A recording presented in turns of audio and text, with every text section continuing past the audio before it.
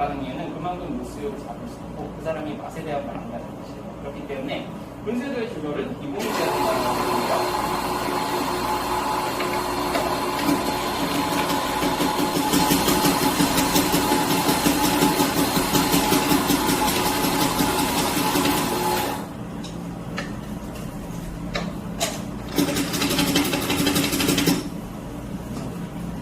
아깝지만 이게 아까워하면 소비자의 음료가 계속 속도가 바뀌어요. 속은 거죠. 분쇄도 섞여 있는 거에 속고 나서 계속 추출해 보니까 이제 제대로 된 분쇄도가 나오기 시작할 때 소비자 거가 막 50%가 나온다든지 이런 것들이 나옵니다. 그래서 그게 또 그렇게 나왔다고 해서 팔 수 있냐 팔 수 없냐 하면은 줄이 한 12명 서 있다고 생각해 보시면 돼요. 잡힌 줄 알고 매장을 오픈했는데 12명이 줄을 섰는데 그때부터 어머너머 나오기 시작해요. 그러면 그때 또 조절하고 또 분쇄도 바꾸고 이러면은 1번부터 12번까지 우리 모두 다른 커피를 바꿔요. 그렇기 때문에 세팅을 잡는 우선 동작은 요거에 대한 이해도가 필요하고 조금 낭비가 있을지언정 항상 커피가 똑같이 나올 수 있게 충분히 쌓여있던 애들을 버려주어야 합니다. 그러니까 이 업앤다운 게임을 빨리빨리 잘할 수 있는 능력을 키워야 우리가 볼 수 없이 커피를 원자재를 마음대로 바꿀 수 있고 그라인더 청소도 자신있게 할 수 있는 그런 바리스타가 되실 수가 있어요. 자, 그러면 일단 분쇄도 하나 조절된 곳을 한번 추출하는 것만 보시고 그리고 우리가 하는 이 탬핑의 압력 과연 수직의 운동이 얼마나 더 크게 발생할 수 있느냐를 한번 볼게요.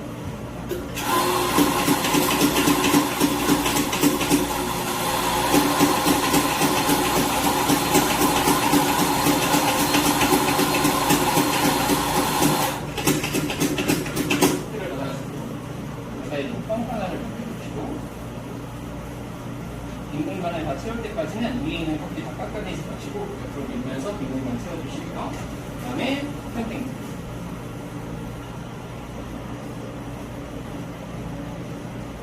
네, 가장 머리 깎아내주시고 그라프에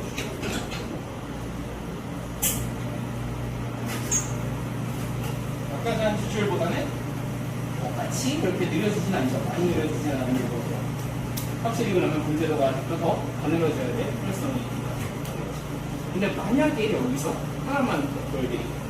이거 박자가는 못 만들어요. 여기 자료를 찍는 것만으로는 못 만드는데 이걸 바꿀 수 있냐? 라는 가지에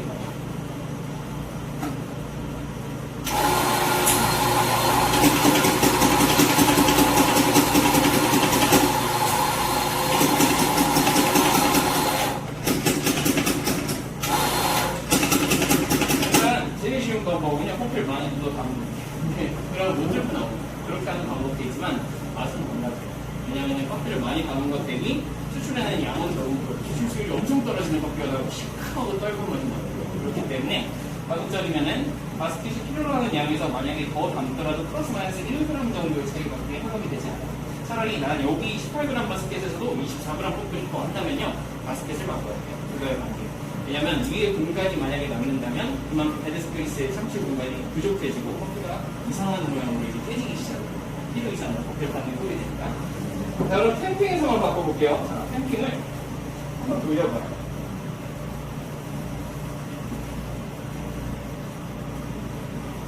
네, 마지막에는 슈퍼형 목표로 탬핑을 해줍니다. 요거를 뉴테이션이라고 레벨링 툴이 만들어지게 된 그리고 맷 파워라는 바리스타가 국가대항전에서 한번 사용했던 탬핑의 방식이라고 이게 무조건 옳다는 게 아니라 수직 운동의 탬핑만 구사하는 거랑 뉴테이션이라는 거를 구조를 만든 거 규칙 자체가 다르고 엄청 천천히 나오고 그 다음에 점점 가속이 붙겠지만 아까랑은 처음이 다르게 느려졌어요. 근데 이게 사람이 만든 거예요. 변수 구멍이죠. 그래서 문제가 되는 거예요. 그러다 보니까 그 변수를 장비적으로 통제를 하기 위해서 그 기능을 수행하는 장비를 개발하는 게 바로 디스트리뷰터 레벨링 툴이거든요. 그 안에서 커피를 소분할을 해줘서 가장자리를 훨씬 더 밀축하게 딱 가져주는 거예요.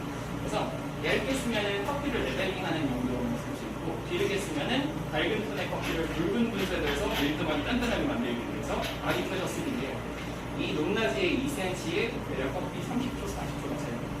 그래가지고 이런 식으로 툴을 쓰는 방법도 있지만 써야 되는 커피가 있고 얘도 마찬가지로 수동 머신이 그거에 맞는 커피가 있듯이 붉은 게 맛있는 커피는 쓰면 되죠. 근데 어두운데 가는 게 맛있는 커피 이런 거에는 베이블 하나 오히려 더 과도한 육류를 바꿔볼 수 있는 거죠. 그런 식으로 원리가 따로 있다. 이유가 있어야 되고 그거 결과물을 나중에 맛으로 토대를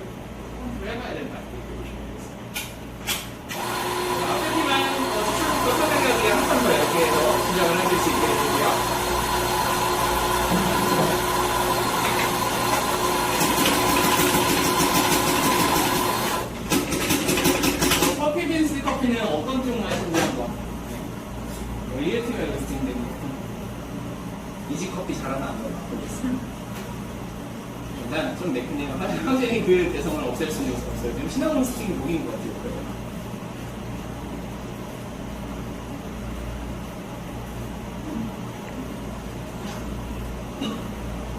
눈에 띌 수가 없어. 자, 이거는 근데 속도가 느려져도 마찬가지. 왜냐면 콩이 밝아서 성분을 충분히 용매시킨 스타일도 나옵니다. 근데 왜 많이 쉬어요? 그러니까 콩 먹어볼 때는 마실 때. 오, 네. 각성이 됐어요. 근데 조름이 확 따라드는 에스프레소의 근본 원리를 충분하게 실현하는 그런 커피였습니다. 그다음에 이제 정리하고 우리가 다 같이 실습을 해봐야겠죠?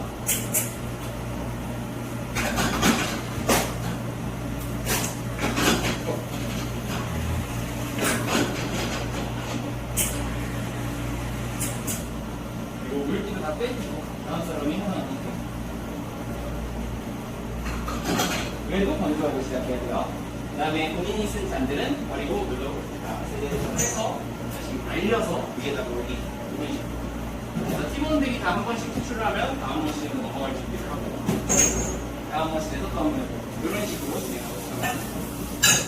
이것 때는 이거 직수관 이런 것들이 세 가지가 따로 보일러가 된다. 그래서 이거는 T3라는 시스템이라고 해요. 온수, 스팀, 추출 세 가지가 따로 보일러가 된다라고 보시면 되겠습니다. 장점은 무엇이겠어요? 여기서 막 스팀이라거나 온수를 많이 써도 커피를 뽑는 물에 영향을 주지 않기 때문에 유일성 있는 커피를 뽑기 위해서 좀 더 탁월한 머신의 기능을 갖고 있다 이렇게 보시면 돼요. 문제는 근데 얘랑 얘의 온도가 동일하게 유지가 되고요. 얘랑 얘가 같은 보일러를 쓴다는 거. 요거가 이상 더 개발이 되면 이제 1000만원에서 1500만원짜리 머신이 나옵니다. 그룹헤드마다 온도가 다르고 그룹헤드마다 압력을 변경을 줄 수 있는 그런 모델들 듀얼 보일러 시스템이라고 합니다. 그래서 그런 시스템은 어떤 매장에서 쓰는 게 좋냐? 블렌딩을 하나만 팔지 않죠. 이제 카페 보면 어떤 커피 뭐 공기압공 이런 식으로 블렌딩이 있고 뭐 카보도네르다 이런 식으로 다른 블렌딩이 있을 거예요. 원래 그 콩의 이름이 아니라 섞은 비율에다가 그냥 로스팅한 이름을 붙인 거예요. 그 기업이. 그래서 뭐 왼쪽 그룹헤드는 밝은 커피를 넣을 거라 한 97도 정도로 세팅을 해서 용량을 많이 늘어가도록 그 다음에 압력계를 좀 더 약하게 해서 준비될 수 있는 인퓨전, 끈들이는 시간을 줄 수 있고 오른쪽 거는 어두운 커피를 쓸 거니까 무려 온도를 90도 정도로 해하고 그 다음에 압력은 빠르게 해서 초반에 빠른 추출만 하고 뒷부분에 더러운 것을 끊어낼 수 있게 이렇게 양쪽에서 오늘 커피는 저거는 이걸로 뽑고 이건 이걸로 뽑고 이런 식으로 그룹헤드마다의 온도 제어 기능을 따로 탑재한 이런 모델들이 바로 시메 혹은 달라포르테 이런 머신들이 듀얼 보일러 시스템을 쓰고 있어요. 얘는 그냥 이렇게 두 개. 그 다음에 온수 스팀 따로 두 개. 우리가 가정용 중에는 혹은 상업용 중에는 고급형 중에 굉장히 사랑을 많이 받는 명가 중에 하나 시모넬리. 얘도 이태리죠 당연히. 그래서 시모넬리, 그 다음에 가치아 이런 브랜드들이 다 이태리 명가들이고 거기에서 이제 기술력이 좋은 애들도 적극적이면은 그리고 우리 매장이 콩을 여러 가지 취급할 필요까지 있을까? 자 이렇게 생각해보세요. 여기 화원이에요. 화원. 꽃을 파는 곳이에요.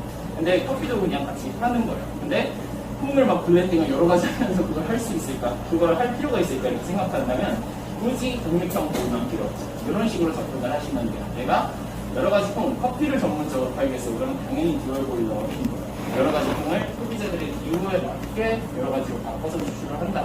그거에 맞춰서 원자재를 여러 가지를 쓴다 한다면은 그런 시스템이 필요한데 굳이 그런 게 필요 없을 동네일 수도 있겠죠. 베리에이션 위주. 커피가 진짜 원료로서만 쓰여요. 원액이나 소스, 시럽이 들어간 라떼나 이런 것들이 더 맛있게 쓰이는 매장들은 콩을 여러 가지 고르지 않게 주로 다양한 베리에이션의 음료들을 더 많이 레시피를 짜놓죠. 그럴 때는 어두운 커피로 그냥 양쪽이 다 동일하게 추출되는 머신이 훨씬 더 수월하다는 거예요. 그래서 일단 목적이 있어야 돼요. 그 동네가 뭐 좋아하는지를 먼저 알아야 되는. 사람들이 들고 다니는 음료를 봐야 되는 게 제일 중요하죠. 자, 그래서 일단 그걸 보일러라고 하고요. 보시면은 이제 양쪽에 그룹헤드로 공급되는 직수관들이 이렇게 딱 나열이 되어 있어요. 여기 자체는 굉장히 뜨거운 물이 공급돼요. 그래서 그 뜨거운 물이 가는 거랑 믹싱해준 밸브가 같이 따로 이 관을 통해서 보낸 거랑 만나게 되고 마지막으로 요 위에 온도 제어 시스템들이 이 정도의 온도일 때 딱 공급을 할 수 있도록 이렇게 온도를 계속해서 히팅과 쿨링을 제어한다라고 보시면 되겠고요. 그 다음에 왼쪽에 보시면은 보일러 다음에는 그룹헤드가 나오니까 순서대로 가 있고요. 그룹헤드. 자, 여러분들이 머신을 사시게 돼서 뭐 가정용 머신부터 뭐 이렇게 모델들을 검색해 보시면요. 뭐 가티아 플래시 프로 1GR 혹은 이제 달라포르테 미니 2GR 그 다음에 뭐 이건 시모넬리 노우바 시모넬리 아피아투 2GR 이런 식으로 적혀 있는 걸 볼 수 있어요. 그게 그룹헤드가 두 개라는 거예요. 이건 3GR짜리는 3개짜리 이렇게 또 넓은 거가 있겠죠. 당연히 적은 게 더 에너지 소비 효율은 높아요. 근데 많은 게 독립형 보일러까지 시스템을 갖고 있다 그러면 에너지는 전기가 엄청나게 더 먹는다는 뜻이에요. 근데 그게 필요한 매장들은 그걸 쓰는 게 훨씬 효율적이고 그게 필요 없을 매장들이 괜히 독립형 그룹헤드를 쓸 필요는 없다는 거죠. 근데 독립형 그룹헤드들은 에코 시스템이 있어요, 항상. 오늘은 어차피 손님이 별로 없는 날이라 한쪽 그룹헤드 끄고 이쪽만 쓰자. 이런 식으로 하나의 보일러 꺼버릴 수 있는 이런 제어 시스템을 갖고 있어요. 그걸 사용하시면은 전기세 아끼기 좋습니다. 그래서 일단 그룹헤드는 그런 공간이에요. 커피의 바스켓을 담아서 압력과 온도가 새어나가지 않게 유지하는 공간을 그룹헤드라고 합니다. 그룹헤드. 이 위에 부품들이 있어요. 이 위에 부품은 일단 이제 차가운 장기로 보시면 그냥 지금 뜯어서 드리면 김이 보랑보랑 나요. 그래서 손을 대는 순간 바로 화상을 입는 부품들이라고 보시면 되겠습니다. 자, 그래서 얘는 어감이 좀 좋지 않아요. 저도 이제 매장 근무하거나 할 때, 그 매장에 가서 근무자 교육하거나 할 때 이게 돌아가는 거를 막아주기 위해서 부품을 제가 안 갖고 왔으면 이제 업체한테, 본사한테 전화를 해서 이거 달라고 그래야 되니까 실장님 게스켓 이러고 다 끝냈어요. 어감이 안 좋죠. 기분이 나쁠 때만 그래도 실장님 게스켓.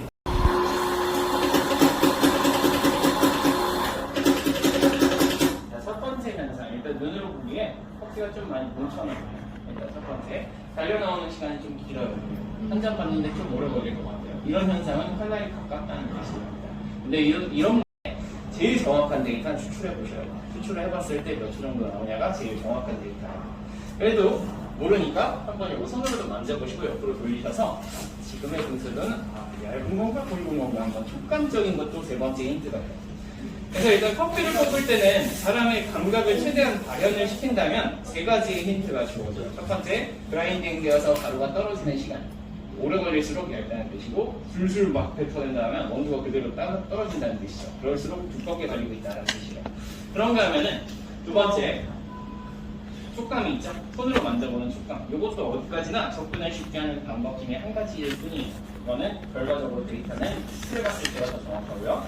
그 다음에 커피가 좀 입자가 두꺼운 거를 똑같이 16g을 받는다고 칠 때 이 안에 16g을 받았는데 입자가 두꺼우면 누르기가 쉬울까요? 얇을 때 쑥 들어가겠죠. 서로 조밀조밀하게 들어가니까 굵으면요 안 누르게요. 템핑으로도 알아볼 수 있어요. 그러니까 현재 커피가 두꺼운지 얇은지는 누르거나 촉감이나 달려나오는 시간 세 가지로 조금 쉽게 접근을 할 수 있는 방법들이 있다라고 말씀드릴게요. 그 다음에 하지만 저는 처음 진입하는 것처럼 해야죠. 일단은 뽑아보면 돼요. 뽑아보는 거예요. 커피를 뽑아보는데 저울이 옆에 있어요. 오늘 저울은요 사용하셔도 좋고 사용하지 않으셔도 좋아요. 근데 우리 팀이 우승을 하기 위해서 저울이 있다면 쓰는 게 좋을까 안 쓰는 게 좋을까 한번 생각해 보신다면 0.2에서 0.5g마다요 소요 시간이 많이 달라져요. 그렇기 때문에 우리의 레시피 하나를 설계를 하시는 거예요. 이게 몇 g을 써야 되는 답안지가 없어요. 왜냐면 맛도 안 보잖아요. 맛을 보면서 잡는 겁니다. 결과적으로.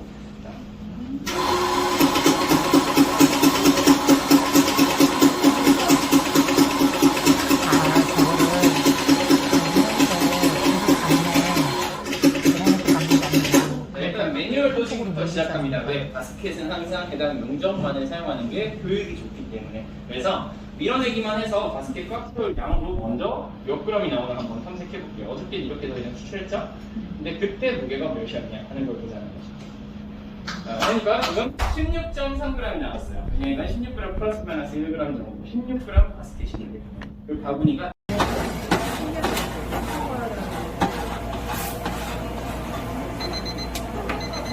그래서 예상하는 1분 20초보다는 조금 더 일찍 되게 됐어요. 온도 상승법은 예열 지켜진 게 열을 바르는 물체를 항상 어둡게 보여요. 생각보다 위쪽에 섞여 있는 거 어두운 애들 혼자 위에 섞여있다가 뜨겁게 거치는 수밖에 없는 애들을 교관해서 투자를 하면 돌려주는 기계를 할 수 있어요. 그렇지만 사람이라도 얘는 그러면 만약에 냉커피 사 먹으려면 물 몇 cc 정도 해야 돼요?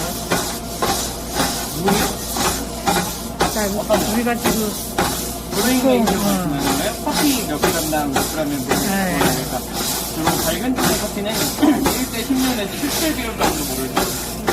성분을 많이 녹여내기 위해서. 그리고 이렇게 좀 고가의 커피일수록 커피 캐릭터를 더 많이 녹이기 위해서 주입을 해서 초반에 물을 더 많이 주죠.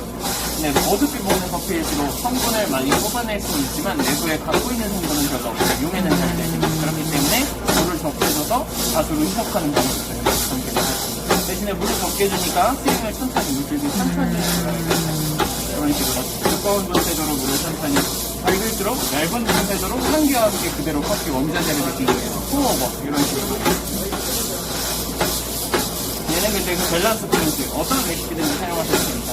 그 중간의 포인트를 에티오피아 하이 포인트는 주로 푸어버를 주로 강조를 하는데 얘는 시티 중앙 포인트예요. 진짜 크다. 네. 자, 딴 커피 옆에다가 놓거나 에티오피아 커피 옆에다가 같이 놓으면요 얘가 4배 차이가 오, 납니다. 그래요. 하나가 그렇게 커요? 뜨거워. 뜨거워. 식으면 세상에서 딜라. 그래도 딴 팀 것도 충분히 그 밝은 커피였으니까 그렇지 이런 것도 있었잖아요. 에티오피아. 그러니까. 그쵸? 알게요. 사이즈가 차이가 얘도 좋네? 얘 왜 이렇게 커? 아, 뜨거워. 아, 이걸로 할게요. 부활은 뭐 뜨거워. 이대로 한 2, 3분 정도 클리어해주면 더 좋을 거고요. 브리미엄 커피는 항상 이렇게 길어봐야 11분 이상 안 가요. 야, 크다, 짧게 크. 내부의 향기 그대로 떨어지는 거는 댐퍼를 열어. 게이트 열고 타이머 키고 이거는 어떤 거 같은데? 가운데. 하나, 둘, 셋. 잘했어요. 살짝 다 했어요.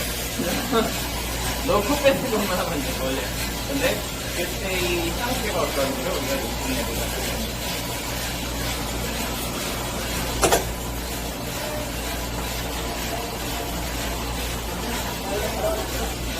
선임 부분 결정할 거고요. 마라보지차는 부피가 큰 놈이에요. 그렇기 때문에 밀도는 낮아요. 전체적인 통의 밀도는 프로는 아니야. 지금 원수 씹어먹어가지고.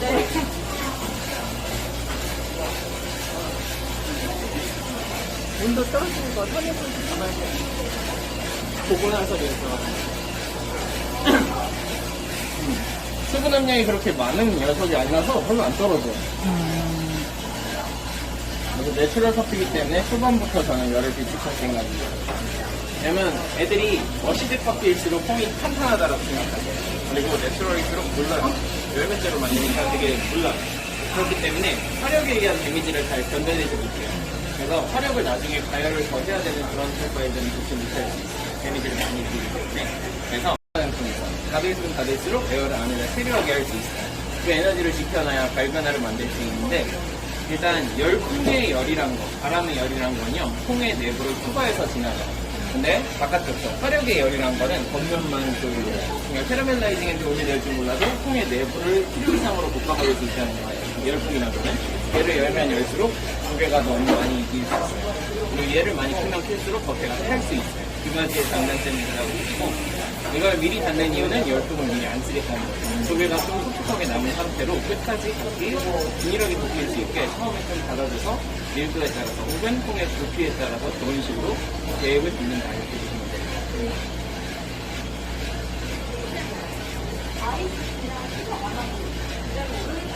몇 팔자예요? 30g 부어줘야 돼요. 너무 진해요. 네, 30g 정도 그냥 정수물 부어주고 그 다음에 원액 부어주세요.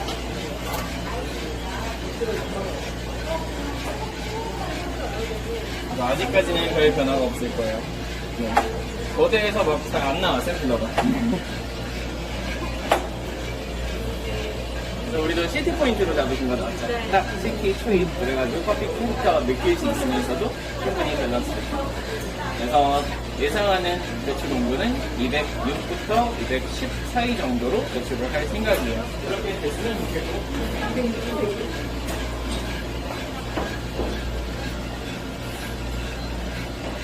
선생님이 메인을 잡으세요. 그럼 옆에를 한번 건너서 그래서 어디까지나 이거는 예정 인프레이머일 뿐이지 이거 근처에서 배출 시간은 달라질 수 있어요. 왜냐면 시간에 따라서 콩이 충분히 안 익었을 수 있고요. 그리고 색깔이 달라질 수 있고 온도가 상승을 충분히 못했을 수 있어요. 내가 원하는 배전도가 아니면은 그때 무조건 배출하는 게 아니죠. 시계만 있고. 그래서 온도랑 시간 증가폭 같이 보면서 먹어요. 그래서 다른 콩들보다 더 좀 댐퍼를 일찍 닫아버려요. 그런 콩들 보고 있습니다. 저는 원래 160구간에서나 닫아요. 머시드 커피 모드. 왜냐면 걔는 단단해요. 잘 버티고 밀도도 튼튼하고 수분도 높아요. 그렇기 때문에 버텨낼 수 있으니까 열풍을 좀 쓰는 거죠. 초반에. 근데 내추럴 커피, 지금 전 팀도 그렇고 우리 팀도 그렇고 내추럴 커피들은 몰라요. 딱 눈으로 보기에도 굉장히 색깔이 강합니다. 그만큼 데미지를 못 견뎌요. 특히나 이렇게 부피 큰 애들은 너무 고 그래서 원래는 나이도가 좀 많이 높다 말씀드리는 이유가 내추럴은 프로파일 자체를 다르게 해요. 근데 잘 선택하면, 잘 성공시키면 발효향은 좀 있어도 달콤한 맛까지나 텍스처 혹은 베리류의 과일꽃 이런 것들이 많이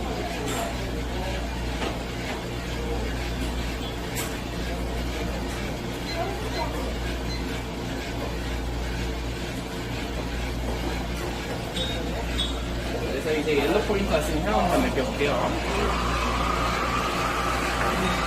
이거는 밤 같은 거 익히는 냄새, 밤. 그리고 식빵 같은 거 구울 때. 네. 왜냐면은 그 아라고스페 계열이라는 그런 애들이 프레시, 허브 반응 같은 게 있어요. 야채 계열. 그래서 그거랑 같이 가져오는 은은하고 시원한 단향기, 그리고 꿀 같은 단향기, 이런 걸 두 가지 합치면 멜론 같은 거 들어가 있어요. 살짝. 허브나 시원하고 청량감 있는 플레음, 그리고 꿀 같은 향기 두 개가 들어있으면 멜론 맛이 들어가 있어요. 그래서 멜론이라고 적어놓은 커피들 간혹 가다 만나시면 이런 계열의 단향이구나 라고 생각하시면 돼요.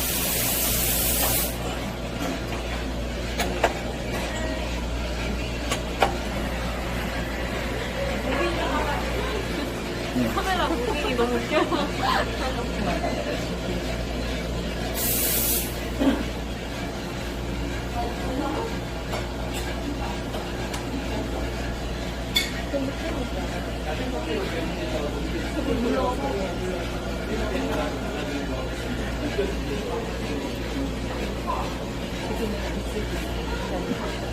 그리고 오늘 지금 레시피 중에 콜롬비아 커피를 갈아보고 색깔을 본 다음에 484를 선택한 분들은 제가 보람이 있어요.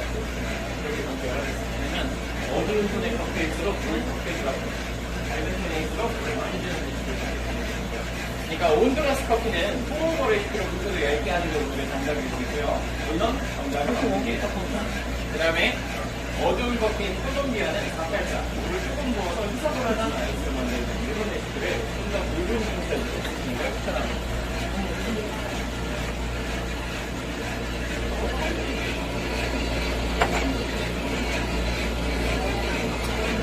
최대한 늘어서 살짝 움직이 열리겠습니다. 네, 189간이 돌입했죠? 쪽을 보고 올리셨다고요? 연기가 많아요. 연기가 많아요. 네, 그러면은 댐퍼를 계속 닫을 수 없어요.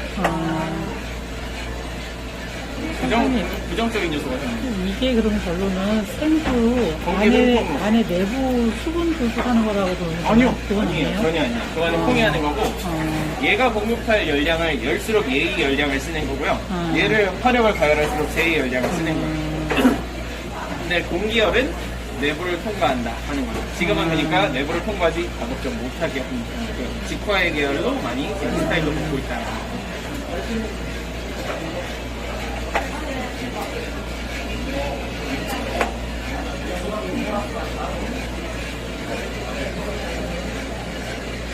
캐리어 에어가 그렇게 많지 않아요. 이번 환경 아까 팀이랑 다르게 좀 바람이 다르게 적용이 된 것 같아요. 그래서 램퍼를 그렇게 빨리 열지 않고 있어요. 지금 열면 다 뺏겨요.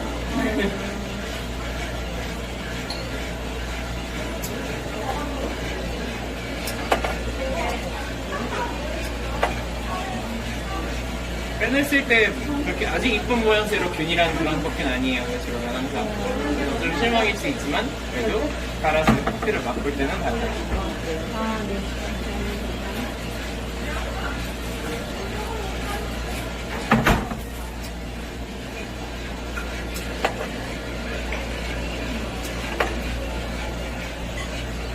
슬슬 터질 때가 되었습니다.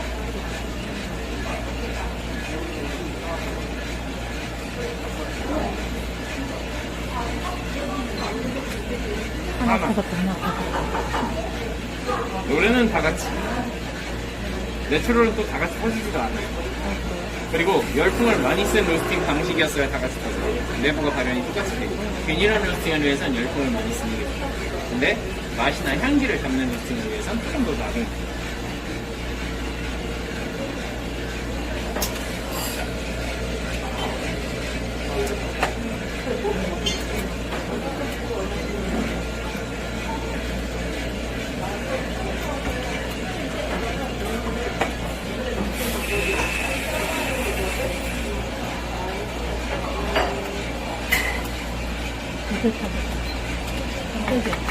늦게 탔다. 우리 집이 한국에 컴퓨터인 거예요? 네. 타이머 조금 늦게 켜서 타이머 보다가 온도 보다가 시작해요.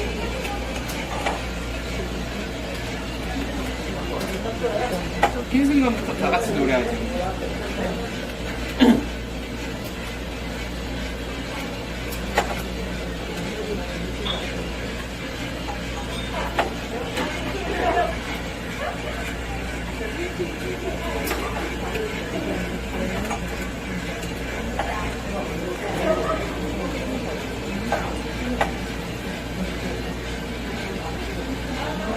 진짜 안 보이는구나.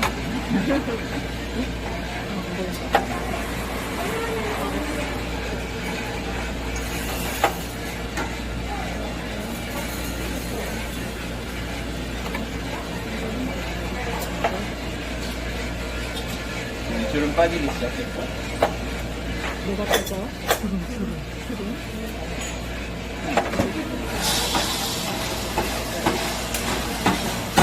세우고 타이머 켜고 하나 둘셋 됐어. 잘 했어요. 할 거 다 했어요. 넣고 빼는 것만 하면 돼 원래. 근데 그때 이 상태가 어떤지를 우리가 열심히 해보자.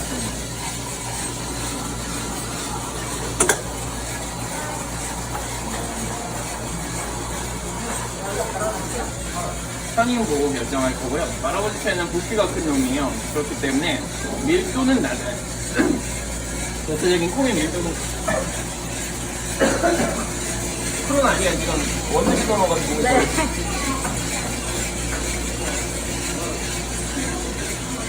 온도 떨어지는 거 터닝 포인트 잡아야 돼요? 보고 나서 결정하는. 수분 함량이 그렇게 많은 열분이 안 나서 별로 안 떨어져요. 내추럴 커피이기 때문에 초반부터 저는 열에 비축할 생각입니다. 왜냐면 애들이 워시드 커피일수록 콩이 탄탄하다라고 생각하세요. 그리고 내추럴일수록 물러요. 열매째로 말리니까 되게 물러요. 그렇기 때문에 화력에 의한 데미지를 잘 견뎌내지 못해요. 그래서 화력을 나중에 가열을 더 해야 되는 그런 프로파일들은 좋지 못할 수 있어요. 데미지를 많이 입기 때문에. 그래서 비축하자는 거죠. 에어를 지금 상승을 시키자는 거예요.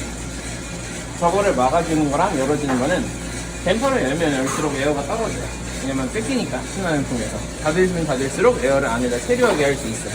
그 에너지를 지켜놔야 갈변화를 만들 수 있는데 일단 열풍의 열이란 거, 바람의 열이란 건요 콩의 내부를 투과해서 지나가요. 근데 바깥쪽 저 화력의 열이란 거는 겉면만 도움이 돼요. 그러니까 캐러멜라이징엔 도움이 될지 몰라도 콩의 내부를 필요 이상으로 볶아버릴 수 있다는 거예요. 열풍이란 거는 얘를 열면 열수록 두 개가 너무 많이 낄 수 있어요. 그리고 얘를 많이 키면 클수록 겉에가 탈 수 있어요. 두 가지의 장단점이 있다고 보시고 이걸 미리 닫는 이유는 열풍을 미리 안 쓰겠다는 거죠. 두 개가 좀 촉촉하게 남은 상태로 끝까지 같이 균일하게 볶일 수 있게 처음에 좀 닫아줘서 밀도에 따라서 혹은 콩의 부피에 따라서 그런 식으로 계획을 잡는다 이렇게 보시면 될 것 같아요.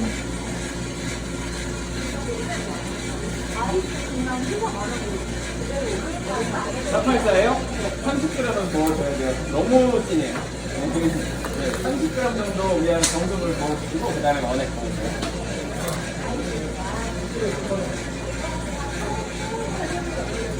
아직까지는 별 변화가 없을 거예요. 거대해서 막 잘 안 나와 샘플러가.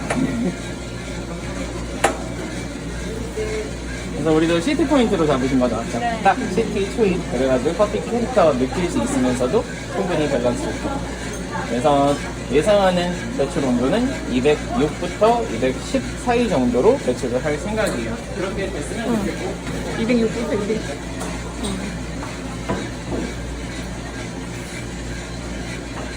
선생님이 메인을 잡으세요. 제가 옆을 하는 것만 영상을 찍을게요. 왜냐면 안 그러면 어디까지나 이거는 예정 인타이머일 뿐이지 이거 근처에서 배출 시간은 달라질 수 있어요. 왜냐면 시간에 따라서 콩이 충분히 안 익었을 수 있고요. 그리고 색깔이 덜 나왔을 수 있고 온도가 상승을 충분히 못했을 수 있어요. 내가 원하는 배전도가 아니면은 그때 무조건 배출하는 게 아니라 시계만 믿고 그래서 온도랑 시간 증가도 같이 보면서 하려고 해요. 그래서 다른 콩들보다 더 좀 댐퍼를 일찍 닫아버리는 그런 모습을 보고 있어요. 저는 원래 160구간에서나 닫아요. 워시드 커피 먹고 있거든요. 왜냐면 걔는 단단해요. 잘 버티고 밀도도 튼튼하고 수분도 높아요. 그렇기 때문에 버텨낼 수 있으니까 열풍을 좀 쓰는 거죠, 초반에. 근데 내추럴 커피, 지금 전 팀도 그렇고 우리 팀도 그렇고 내추럴 커피들은 물러요. 딱 눈으로 보기에도 굉장히 색깔이 막 나는 거죠. 그만큼 데미지를 못 견뎌요. 특히나 이렇게 부피 큰 애들은 더 못 견뎌요. 그래서 원래는 난이도가 좀 많이 높다 말씀드리는 이유가 내추럴은 프로파일 자체를 다르게 해야 돼요. 근데 잘 선택하면, 잘 성공시키면 발효향은 좀 있어도 달콤함과 가지감, 텍스처 혹은 베리류의 그런 과일톤 이런 것들을 많이 보고 있어요.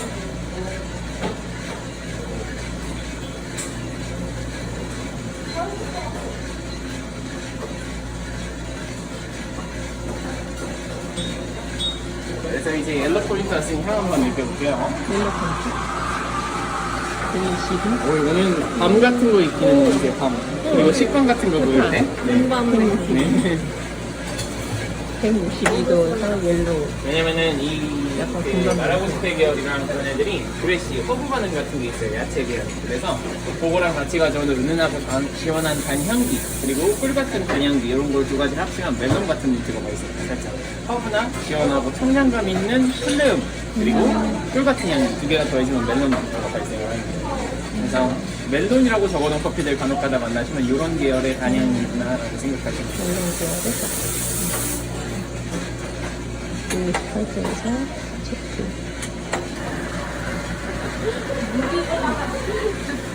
카메라 움직이 너무 웃겨요. 조금만 가져가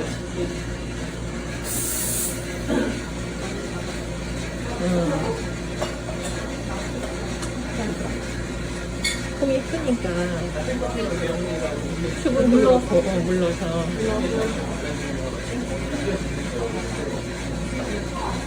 지금은 안 쓰기 때문에 한다는 얘기죠. 그리고 오늘 지금 레시피 중에 콜롬비아 커피를 갈아보고 색깔을 본 다음에 삭발산을 선택한 분들은 그런 보람이 있어요. 그렇게 왜냐면 어떤 손의 커피에서 어떤 커피가 밝은 손일수록 왜 많이 주는 레시피를 선택하는 거죠. 그러니까 온드라스 커피는 투어버 레시피로 붙여도 얇게 하는 게 오늘의 정답일 수 있고요. 물론 정답은 없는 게 커피지만. 그 다음에 어두운 커피인 콜롬비아는 삭발산 물을 조금 부어서 희석을 하지 않으면 만드는 이런 레시피를 좀 더 붉은 주문자를 쓸 수 있는 걸 추천하고 있습니다. 어머, 우리 아까 톤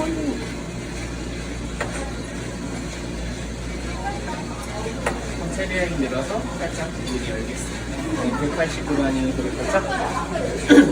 어떤 걸 보고 올리셨다고요? 연기가 많아요. 연기가 많아서. 그러면은 템퍼를 계속 닫을 수 없어요. 아, 부정적인 요소가 좀 이게 그럼 결론은 생수 거기는 안에 내부 수분 조절하는 거라고 그러는 거예요? 그건 아니에요. 아니에요? 전혀 아니에요. 그거는 포기하는 거고 얘가 공급할 열량을 열수록 얘의 열량을 쓰는 거고요. 얘를 화력을 가열해서 제 열량을 쓰는 거예요. 근데 공기열은 내부를 통과한다 하는 거죠. 지금은 그러니까 내부를 통과하지 가급적 못하게 하는 거죠. 직화의 계열로 많이 지금 스타일을 입고 있다. 184도, 185도에서 다시 콩체크. 연기가 더 나옴. 댐퍼 저열음. 최대한 에어가 그렇게 많지 않아요. 이번 환경. 아까 팀이랑 다르게 좀 바람이 다르게 적용이 된 것 같아요. 그래서 댐퍼를 그렇게 빨리 열지 않고 있어요. 지금 열면 다 뺏겨요.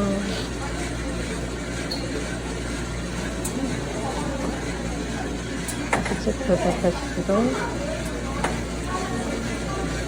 빼냈을 때 그렇게 아주 이쁜 모양새로 균일한 그런 커피는 아니에요. 외수로는 항상. 그래서 좀 실망일 수 있지만 그래도 갈아서 커피를 맛볼 때는 괜찮아요. 아, 그래요? 아, 네. 감사합니다.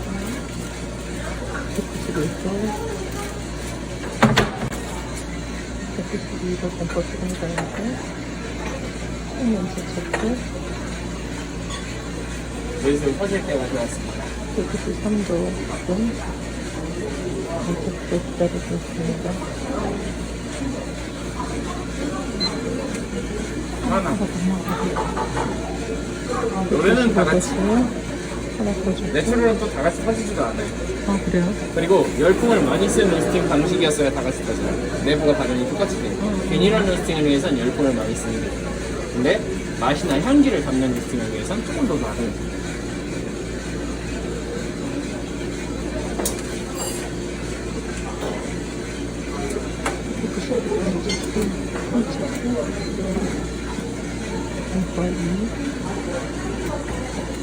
이게 또 콘체트.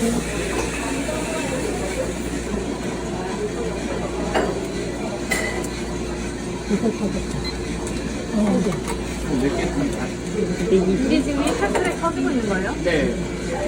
타이머 조금 늦게 켜서 타이머 보다가 온도 보다가 시작해요. 이 초콜릿 이후에 6점. 한 순간부터 다 같이 노래하죠.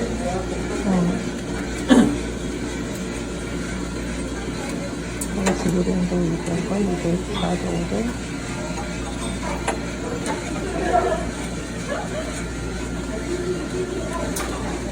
이게 밑에 이게 조금 더 있는데 여기서 벌리스타는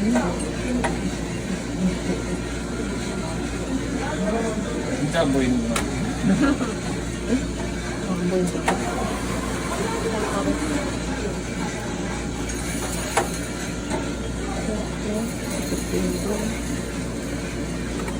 활동원도 223도. 주름 빠지기 시작했고. 뭐가 빠져요? 주름. 이게 힘을 주름 빠졌다고 하셨고, 지금 이쪽에서 빠져가지고. 엄청 커.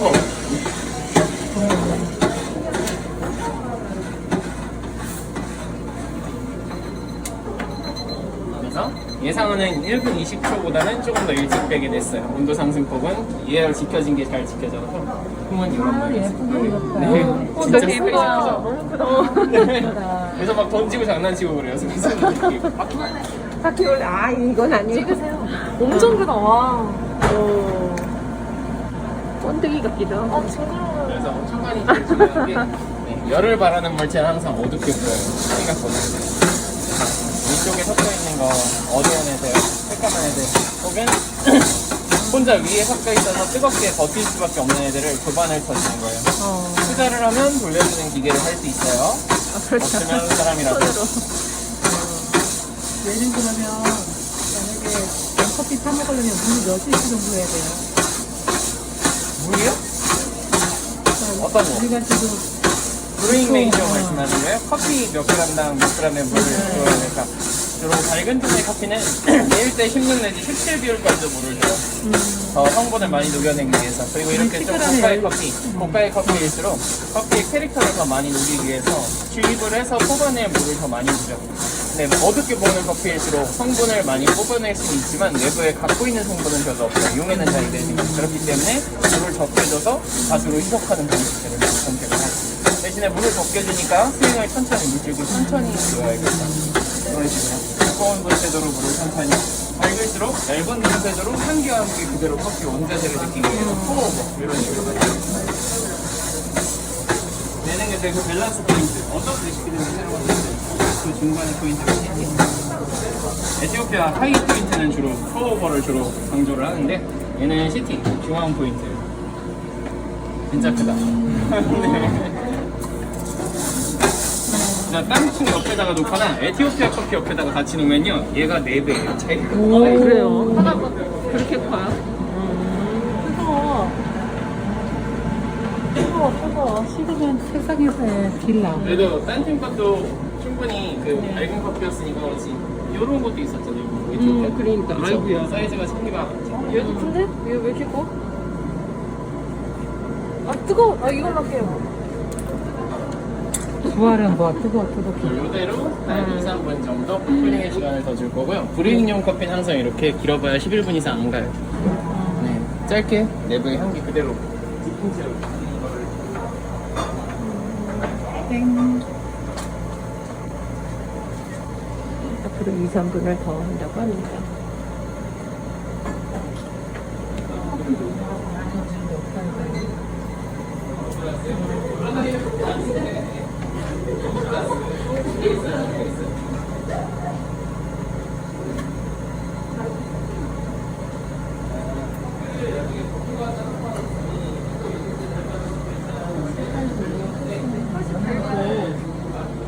이거 완전 그 예쁜 커피색이네 진짜. 몇 분 시켜드릴게요. 역시 조명이 중요해.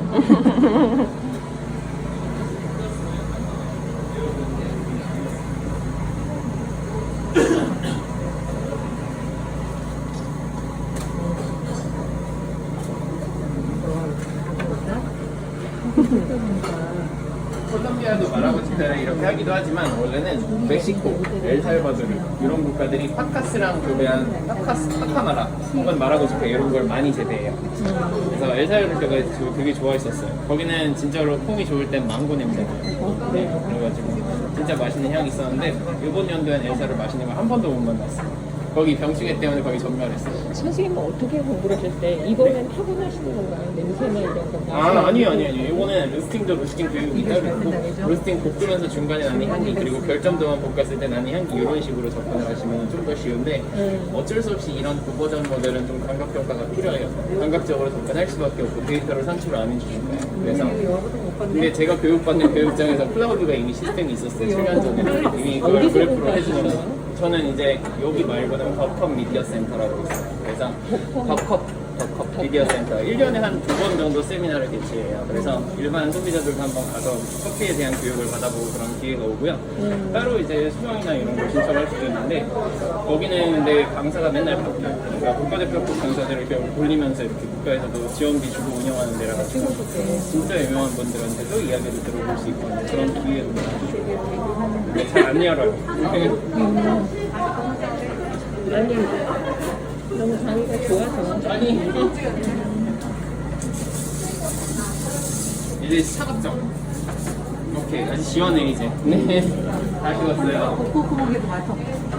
근데 마라고치페는 확실히 열을 많이 잡아먹는다 하는 게 지금 결과예요. 저도 볶을 때마다 놀라운 건데 다른 콩들은 에어가 280까지 상승해요. 그러니까 걔가 다 흡수를 못하니까 발열을 못하니까. 근데 흡혈을 얘는 너무 많이 해요. 그러니까 자기가 알아서 데미지를 많이 입을 상태를 만드는 거고. 그래서 너무 어려워요. 데미지를 많이 입으면 맛이 어떻게 표현돼요? 이 정도 그루밍 정도에서는 데미지 좀 입어도 괜찮아요. 크랙이 다 같이 원활하게 터질 수 있게 일부러 데미지를 초반에 좀 주는 건데 에스프레소용은 데미지거든요. 나중에 성분이 저조해가지고 못 버텨요. 그 시간 동안. 그래서 굉장히 공격이 뚫려요. 그걸 치핑이라고 해요. 그러면 주로 이제 커피 파는 것 중에 저가의 콩들도 어둡게 볶아서 파는 애들 보면 굉장히 구멍이 뚫려 있어요. 그게 바로 자체적인 산지 때로는 안 돼서 성분은 안 돼서 데미지 입은 사이로 스모키한 거나 이런 게 다 들어간다는 거죠. 그래서 당연히 부정적인 컵이 나오죠.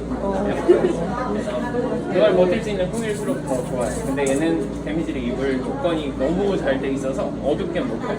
결국은 데미지 좀 잘 견디려면 밀도가 좀 높이 그렇죠. 생겨야 밀도 높고 되겠지. 수납량 괜찮으면서도 성분량도 좋아야 돼요. 그래서 케냐가 비싸요. 그 콜롬비아는 저까지만 성분은 괜찮아요. 로스팅 연습하기도 좋고. 근데 그걸로 발현시킨 맛이 그렇게 아주 화사하진 않기 때문에 콜롬비아는 저가고 케냐는 과일을 무조건 먹고 나오니까 굉장히 비싸요. 너무 어려워요. 어두워도 과일을 갖고 있을 수 있는 산지라고 보시면 돼요, 케냐가. 그래서 정말 고가. 제일 저가로 시작하는 콩이 13,000원.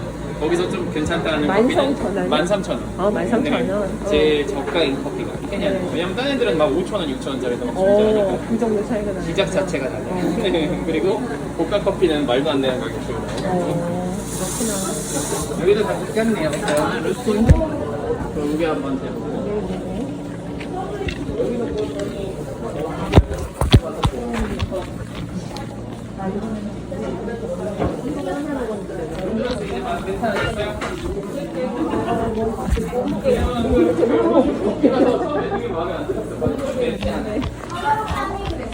향만 그랬었고 지금은 아이스로 하셨어요? 그러면 괜찮아요. 네, 과일 뉘앙스는 많아서.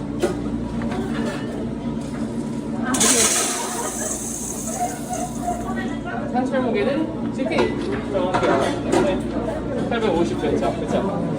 그래서 내부 할인 얼마나 시켰냐에 따라서 뻔하긴 뻔한 거긴 하지만 그래도 이게 뭐 850g일 때, 860g일 때 이런 미묘한 차이들도 항상 존재하기 때문에 샘플 로스팅을 원래는 진행을 해요. 200g짜리 요만한 귀여운 이카와라는 루스터에다가 한 150g 넣어서 볶은 다음에 그걸로 어느 정도의 수위를 기록했을 때 어떤 맛이 나는지 보고 다시 한번 샘플 하다가 이제 30kg짜리 집어넣는 거죠. 이거다 할 때 그런 식으로 데이터가 있어야만 해요. 그 사람들이라고 해서 한번 딱 보고 이건 어떻게 볶아야 돼 이런 이게 계획이 서진 않아요. 이게 과일이니까 그때 어떻게 재배됐는지에 따라서 밀도에 따라서 항상 달라요. 이거는 더 달콤한. 네. 가져갑시다. 감사합니다.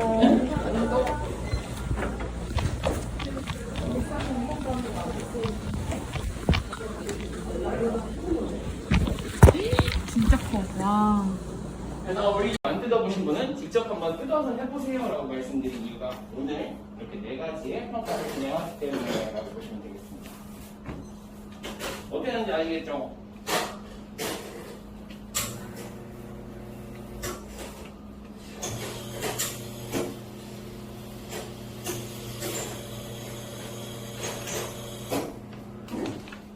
자, 그래서 이 평가는 일단 여러분들의 커피 한 잔 내려 먹고 나서 시작을 할 거고요. 벌써 이거는 만들어주니까 뒤인 것 같아요. 작업 간의 안전수칙을 지키고 진행하는가 항상 그게 제일 중요한 요소가 되겠죠. 그래서 장갑을 끼시고 하는 걸 무조건적으로 저는 추천드립니다. 하지만 장갑을 낀 채로 설거지를 하면 안 돼요. 다음 사람한테 물덩어리를 주고 그렇기 때문에 장갑을 낀 채로 설거지는 하지 않아요. 부품을 뜯어낼 때 다시 재결합할 때만 낀다라고 보시면 됩니다. 자, 그러면 저는 오늘 오른쪽에서 보여드릴 거지만 여러분은 물을 쓰지 않는 왼쪽 그룹 패드에 부품을 뜯어내주세요. 그래서 오늘은 요 나사를 쓰셔도 좋고 드라이버를 쓰셔도 좋고 옆에 공구도 하나 갖다 드릴 거예요. 이렇게 옆으로 돌리는 공구도 하나 갖다 드릴 건데 그거 사용법은 조금 이따 말씀드릴게요. 자, 그러면 일단 추출이 된 에스프레소는 추출된 총 무게와 그 다음에 추출된 총 시간을 옆에다가 같이 재놓을 거예요. 그래서 이름표와 추출 에스프레소와 추출된 시간 세 가지를 같이 결과물에다 적어납니다. 그럼 2장이 벌써 찍어졌죠? 과정 중에 하나, 추출 결과물 하나. 그 다음에 이제 그 본인이 바로 할 거는 그룹패드의 부품 2가지를 빼내요. 샤워 홀더, 샤워 스크린 2가지의 부품을 떼냅니다. 빼내서 옆에서 씻어가지고 찌꺼기를 완벽하게 제거하신 후에 얘네들을 여기다가 나열을 해주시면 돼요. 물기 말려서. 그러면은 그 친구들과 요 네임택과 함께 결과물의 사진 그리고 여러분이 뜯어낼 때의 과정 중의 사진 총 오늘 4장의 사진이 기록된다라고 보시면 되겠습니다. 자, 일단 나사는 수직으로 힘을 받게 해주셔야 돼요. 수직으로. 항상 같이 이렇게 조심하시고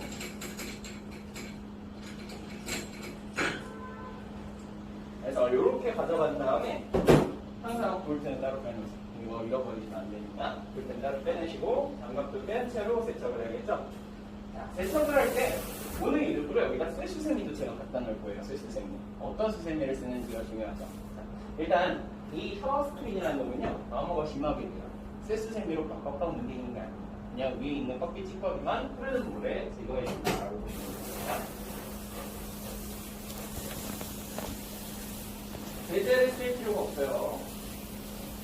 제재 대신에 커피 클리너를 써서 청소를 하죠. 죄송해요. 몇보다 공격한 것 같아요. 그래서 이렇게 씻은 다음에 물기를 좀 제거해 주시고 이것도 옆에다가 다 나열하실 거예요. 옆에다 나열하시는데 예를 들자면 이렇게 위쪽에 찌꺼기가 끼는 부분이 보이게 만약에 그러니까 여기서 이렇게 대충 제거해서 찌꺼기 이렇게 남았다 하면은 감잡이 이러죠. 그래서 그거는 확실하게 제거를 해주시고 샤워 스크린, 샤워 홀더, 그 다음에 네임택 이렇게 해서 결과물을 사진하는 단계라고 보시면 될 것 같아요. 그 다음에 재결합을 다시 해야겠죠?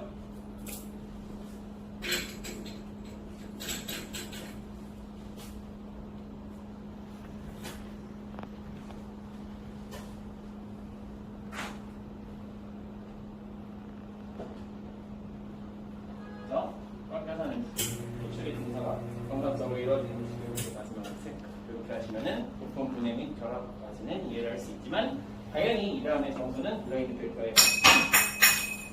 필터에 약을 넣어서 연결시키는 정도로 그 다음부터 이제 진행을 하는 거죠.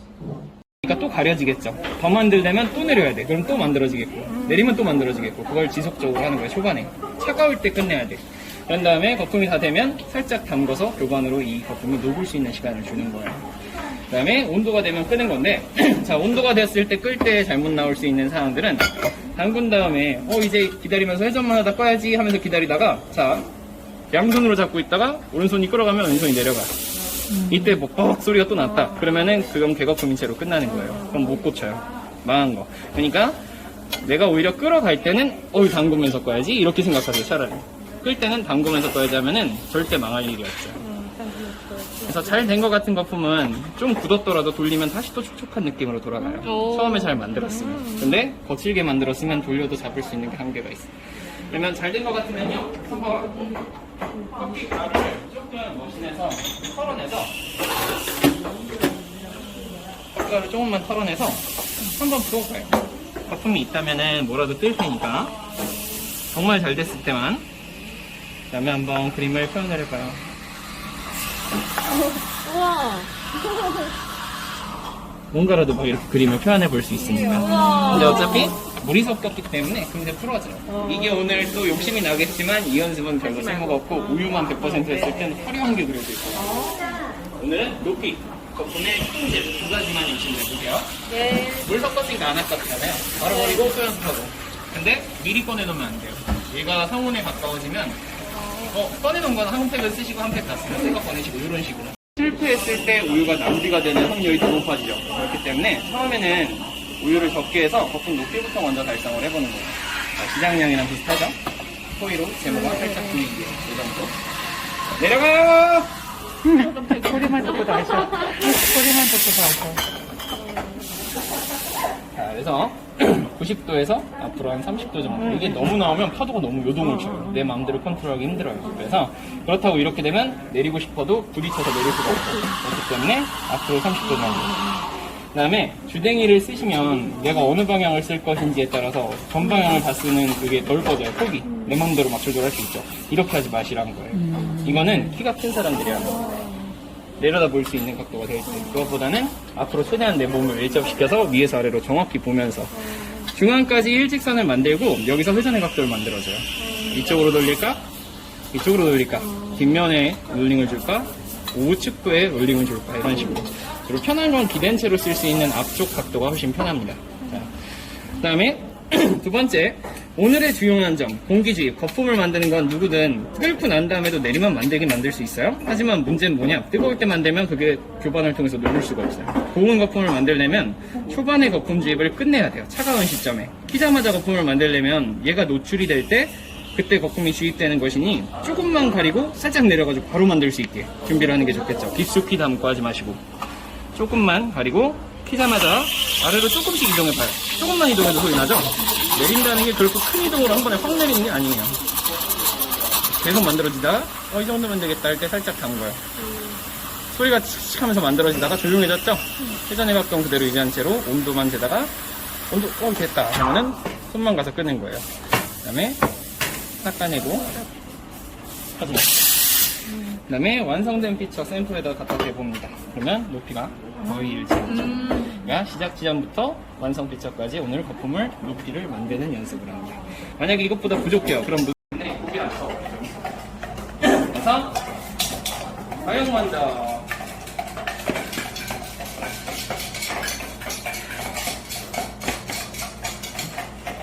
이만큼이 쌤처럼 이렇게 돼 있죠. 그 다음에 이제 물론 스푼을 써서 하시는 게 또 좋은 방법이니 스푼을 써서 여기다 이렇게 우유가 낙차가 떨어질 수 있게 이렇게 하시면 더 좋겠고, 근데 이렇게 되면 저울이 그람수가 잘 안 보여요. 조심하셔야 돼요. 오, 수전수. 네. 오, 수전수. 300g. 예쁘겠다. 크리스마스 같다. 응. 크리스마스에 먹으면 맛있겠다. 왜냐면 벽에 붙이면 안 되거든요. 네. 원래는 그래서 이렇게 그라데이션 층 레이어 확실히 나눠서, 그 다음에 생크림 40g. 얼마 먹었었지? 오케이. 이렇게 하면 끝입니다. 쇼케이스는 이렇게 진열해 놓으셔야 돼요. 그 다음에 거기에다 스티커로 잘 흔들어 드려요. 그러니까 절대로 섞어가지고 이쁜 색깔도 만들어 놓지 마세요. 그럼 오히려 버블이 생겨요. 버블이 생기면 거품만 위로 뜨고 되게 징그럽게 보여요. 거품이 생기면은 낙차가 있어서 딸기를 때리면서 거품이 처음에 생겨버리면은 되게 안 이뻐요. 그래서 깔끔하게 보일 수 있게 이렇게 천천히 병에다 담을 때도 딸기 넣고 우유 넣고 이렇게 해서 딱 포장해서 딱 그대로 넣고 섞어서 흔들어 드리면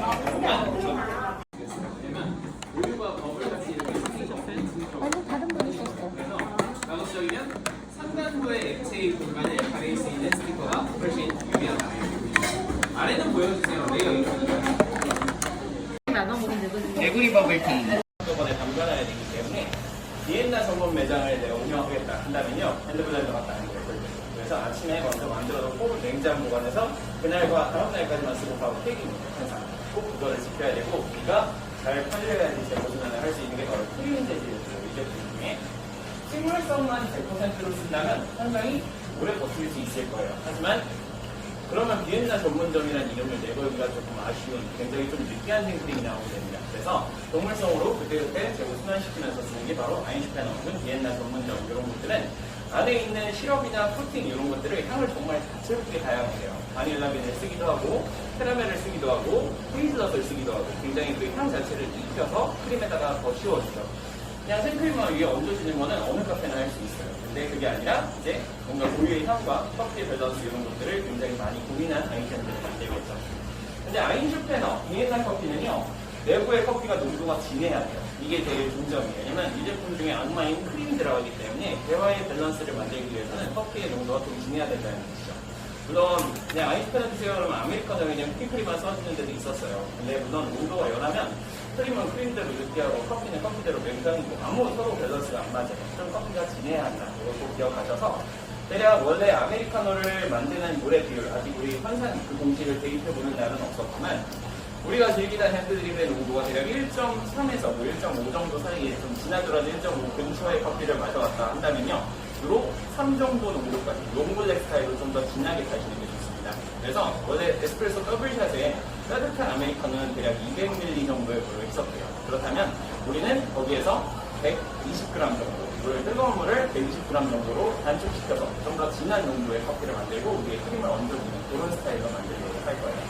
그리고 원자재의 특성도 굉장히 중요해요. 생크림과의 조화를 만들 때는 딸기 같은 산뜻함, 레몬그라스 같은 청량감 이런 것들은 다시 꼭 없어져요. 그네들이 우리 제품을 못 이겨요. 그렇기 때문에 주로 약한 커피를 많이 쓰는 걸 볼 수 있어요. 중강배전 혹은 강배전의 커피를 쓰면.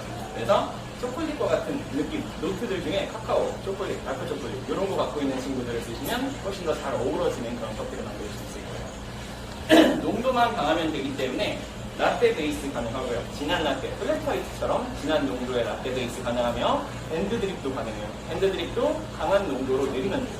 레시피를 물을 많이 주지 않는 방식으로. 혹은 콜드브루 어때요? 진하죠? 콜드브루 원액도 마찬가지로 사용이 가능하고요. 저는 개인적인 취향으로는 콜드브루 원액이 제일 최고라고 생각해요. 그래서 가격적이면 아인슈페너는 따뜻하게 제공도 할 수 있지만 아이스가 좀 더 적합해요. 아이스로 만드실 때 훨씬 더 깔끔한 맛들과 청량감을 같이 가져갈 수 있게 그렇게 만드시면 좋을 것 같아서 그건 조금 이따가 다시 한번 그리고 처음 담기는 동안 제가 보여드리고 여러분도 직접 만들어보는 시간에 갖도록 하겠습니다. 과일청 제조 공장에 취업했나 이런 느낌이 들죠. 그래서 뭔가 냉동 그러죠. 저 같은 사람이 이렇게 강의하고 있는데 만약에 골든 램지가 들어왔다 그러면 이거 엄청 먹을 거야. 냉동식품은 아주 지저리를 칩니다. 전자레인지 돌리면 아주 못 먹고 냉동식품은 아주 비저리합니다. 그래서 일단 여러분들이 이 청을 담그는 것들은 생 블루베리가 일단 단가가 높기 때문도 있고요. 두 번째는 생 블루베리는 맛을 밖으로 잘 못 빼요.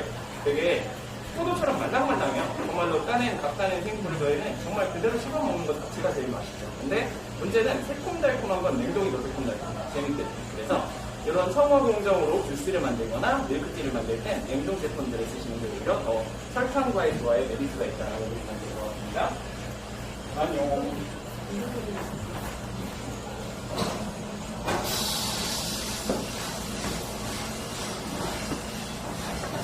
한국인 냄새가 나는군. 그리고 방금 전에 좀 두서없는 것 같긴 하지만 안타까웠던 거 하나가 있어요. 두 번째 있었던 엔트로피아 있죠. 저 어저께부터 계속 향에 취해가지고 너무 마음에 들어서 오늘 내일 먹을 것만 생각하면서 출근할 정도였거든요. 근데 지금 내려서 맛을 보니 향은 좋아요. 향은 좋고 맛에서의 꿀과 같은 조청 여기 써놓은 이유도 알겠고 확 와요. 조청, 꿀, 노트. 그리고 두 번째 그 커피 자체에서 오는 그 다음에 감귤류의 껍질 같은 느낌, 에스프에 남는 유자 같은 느낌. 근데 따뜻할 땐 맛있었어요. 근데 문제는 식고 난 다음에 감자 쓴 거 같은 냄새가 더 올라와요.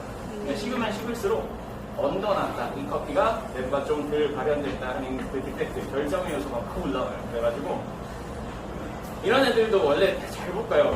이렇게 이 제품을 제가 다 같이 이렇게 보여드릴 곳엔 괜찮은 이 사람들이 제일 좋은 것도 만약에 보내준다면 훨씬 잘 못 볼 거예요. 근데 이렇게 대량 할인 행사, 월픽 이런 식으로 선정이 되면 정신을 못 차려요. 대용량 로스터에 한꺼번에 원래 스페셜티라고 그러면 1kg씩만 몇 번을 먹더라도 그렇게 하다는 그런 업체가 15kg짜리 갑자기 쓰는 거죠. 특히 터키에다가 로스팅의 난이도가 제일 높은 산지가 에티오피아예요. 에티오피아는 농가마다 나무의 종류만 대략 50종, 60종을 같이 심어가지고 키우는 그런 농가들이 많고 여러 농가들의 콩들이 한꺼번에 취업돼서 워싱 스테이션에서 가공을 한다는 뜻이에요. 그렇기 때문에 콩을 꺼내서 쭉 늘어다 보면 콩알이 다 달라요, 생김새가. 근데 그걸 로스팅한다. 다른 말로 하면 크랙 시간이 길다는 거예요. 처음에 먼저 터진 놈과 나중에 터질 놈의 그 중간 지점을 잡는 게 그만큼 어렵다고 보시면 되고 거기다 내추럴이다 그러면 난이도가 극상으로 올라간다는 뜻이에요.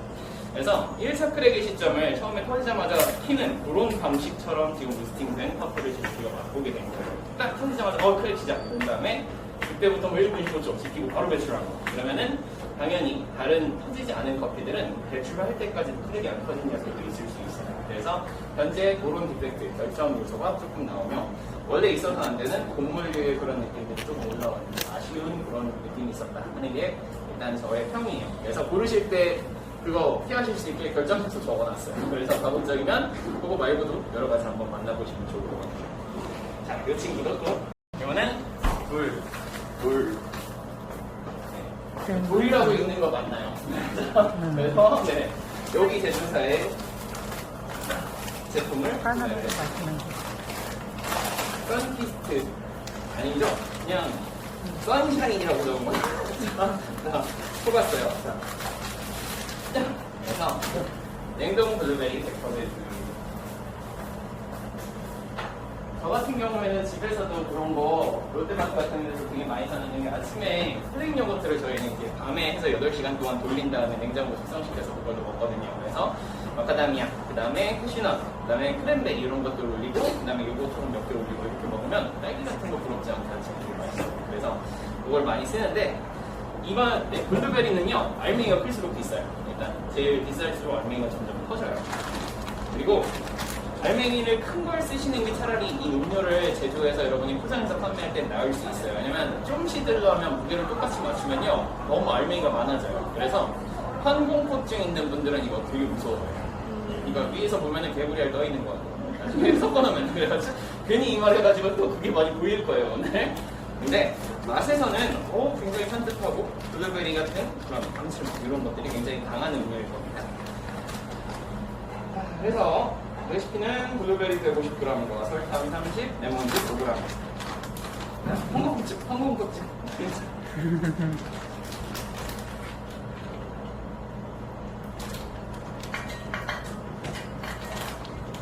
들어가는 거 보시면 놀라실 거예요. 양이 상당히 많이 들어가요.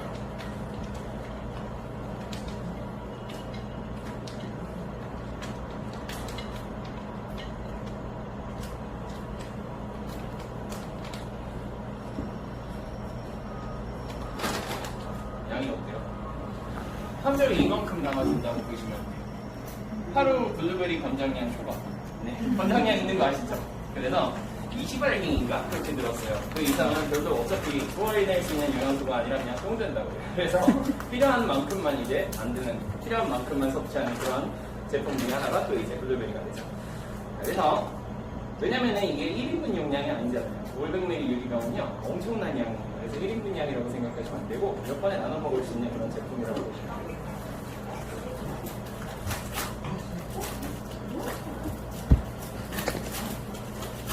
그래서 우리의 친구 여러분들한테는 제 마음 같아서는 머스카버드나 좋은 설탕을 쓰는 걸 항상 보여드리고 싶은데 마음과 회사 차원의 발주는 달라요. 그래서 타협할 수 있는 선은 가열설탕이었습니다. 30g.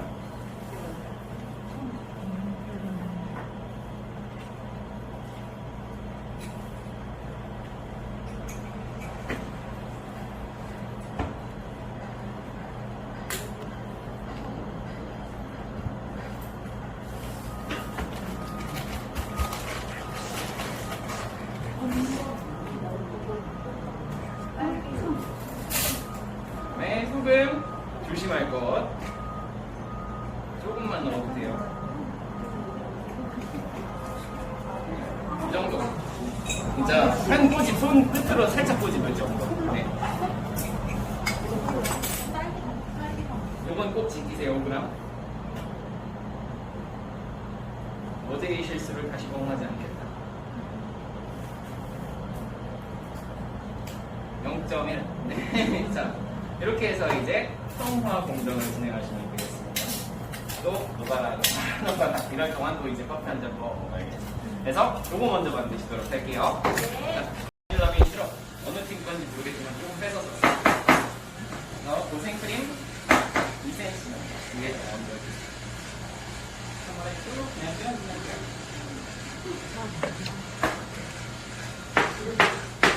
마일라빈 생크림이라고 보시면 돼요. 그 다음에 이제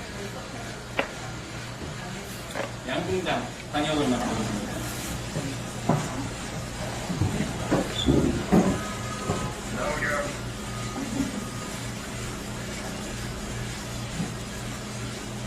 혹시 저 뒤에 로스터기의 온도가 215도가 되면 저한테 말씀해 주세요. 거의 왔어요. 그렇죠? 11, 달려가야 212. 첫 번째 원방 그리고 띄워서 볼게요. 213. 손 더 떨려.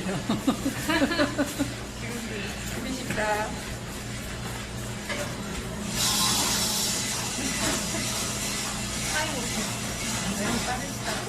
아깝지 않은 커피는 이런 식으로 보면 연습용 커피.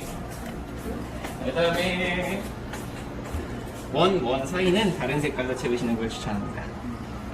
이거 좀 너무 묽다. 냉장 보관한 거 바로 꺼내서 쓰셔도 괜찮아요. 이렇게 좀 묽으면 두꺼워서 목에가 속으로 좀 파고들어가지고 이쁘지 않아요. 그냥 원을 좀 찌글찌글하게 그려지더라도 원만 그리세요. 좀 말 좀 들어라.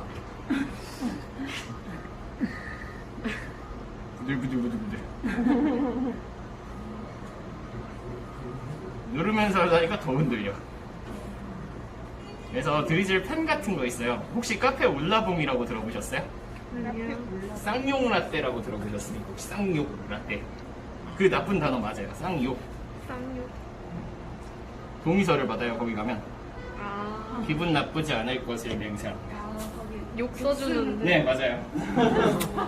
그게 바로 드리즐 펜으로 직접 지난번에 올 땐 여자가 달랐는데 뭐 이런 것들 막 적어줘요. 오, 진짜. 싸울 수도 있겠네. 네, 싸우라고 일부러. 근데 그걸 재밌게 하려고 하는 거니까. 밖에서 안으로 8번. 그런 건 아무래도 재미없어.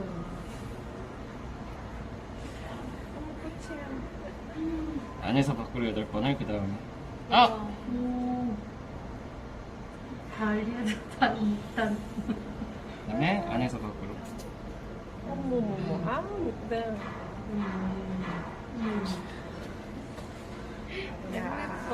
저보다 섬세하신 분은 더 이쁜 거 만들 수 있을 거예요. 각 팀당 하나씩 작품 만들 거예요. 왜냐면 이 잔이 3개밖에 안 돼. 돌아가면서 한번 만드는 시간 가질게요. 그 다음에 정중앙에 못 먹는 거 하나. 콩? 이쁜 거죠. 좀 안 이쁜데? 가운데 떨어져야 돼. 오케이. 자, 이렇게 하면은 비엔나 커피 학원 버전이 완성이 됩니다. 자, 이 커피는요, 아래로 눈 내리는 모습이 나와는 제형을 만들어야 돼요. 너무 단단하면 그냥 그대로 젤리가 돼 있고요. 너무 묽으면 물속으로 속 빠져요. 그러니까 그 정도의 제형을 핸드블렌더로 처음에 잘 만들어야 돼요. 이게 뭐예요? 설탕만? 손 데이지 마세요, 네? 여기 들어가면 되고요.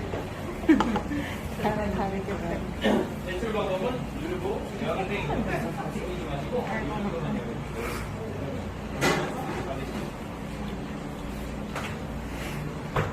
이번에 한번 해주시고요.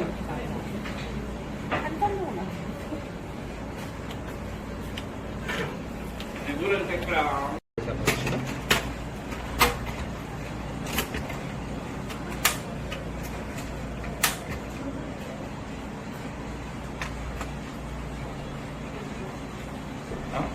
그런가 봐.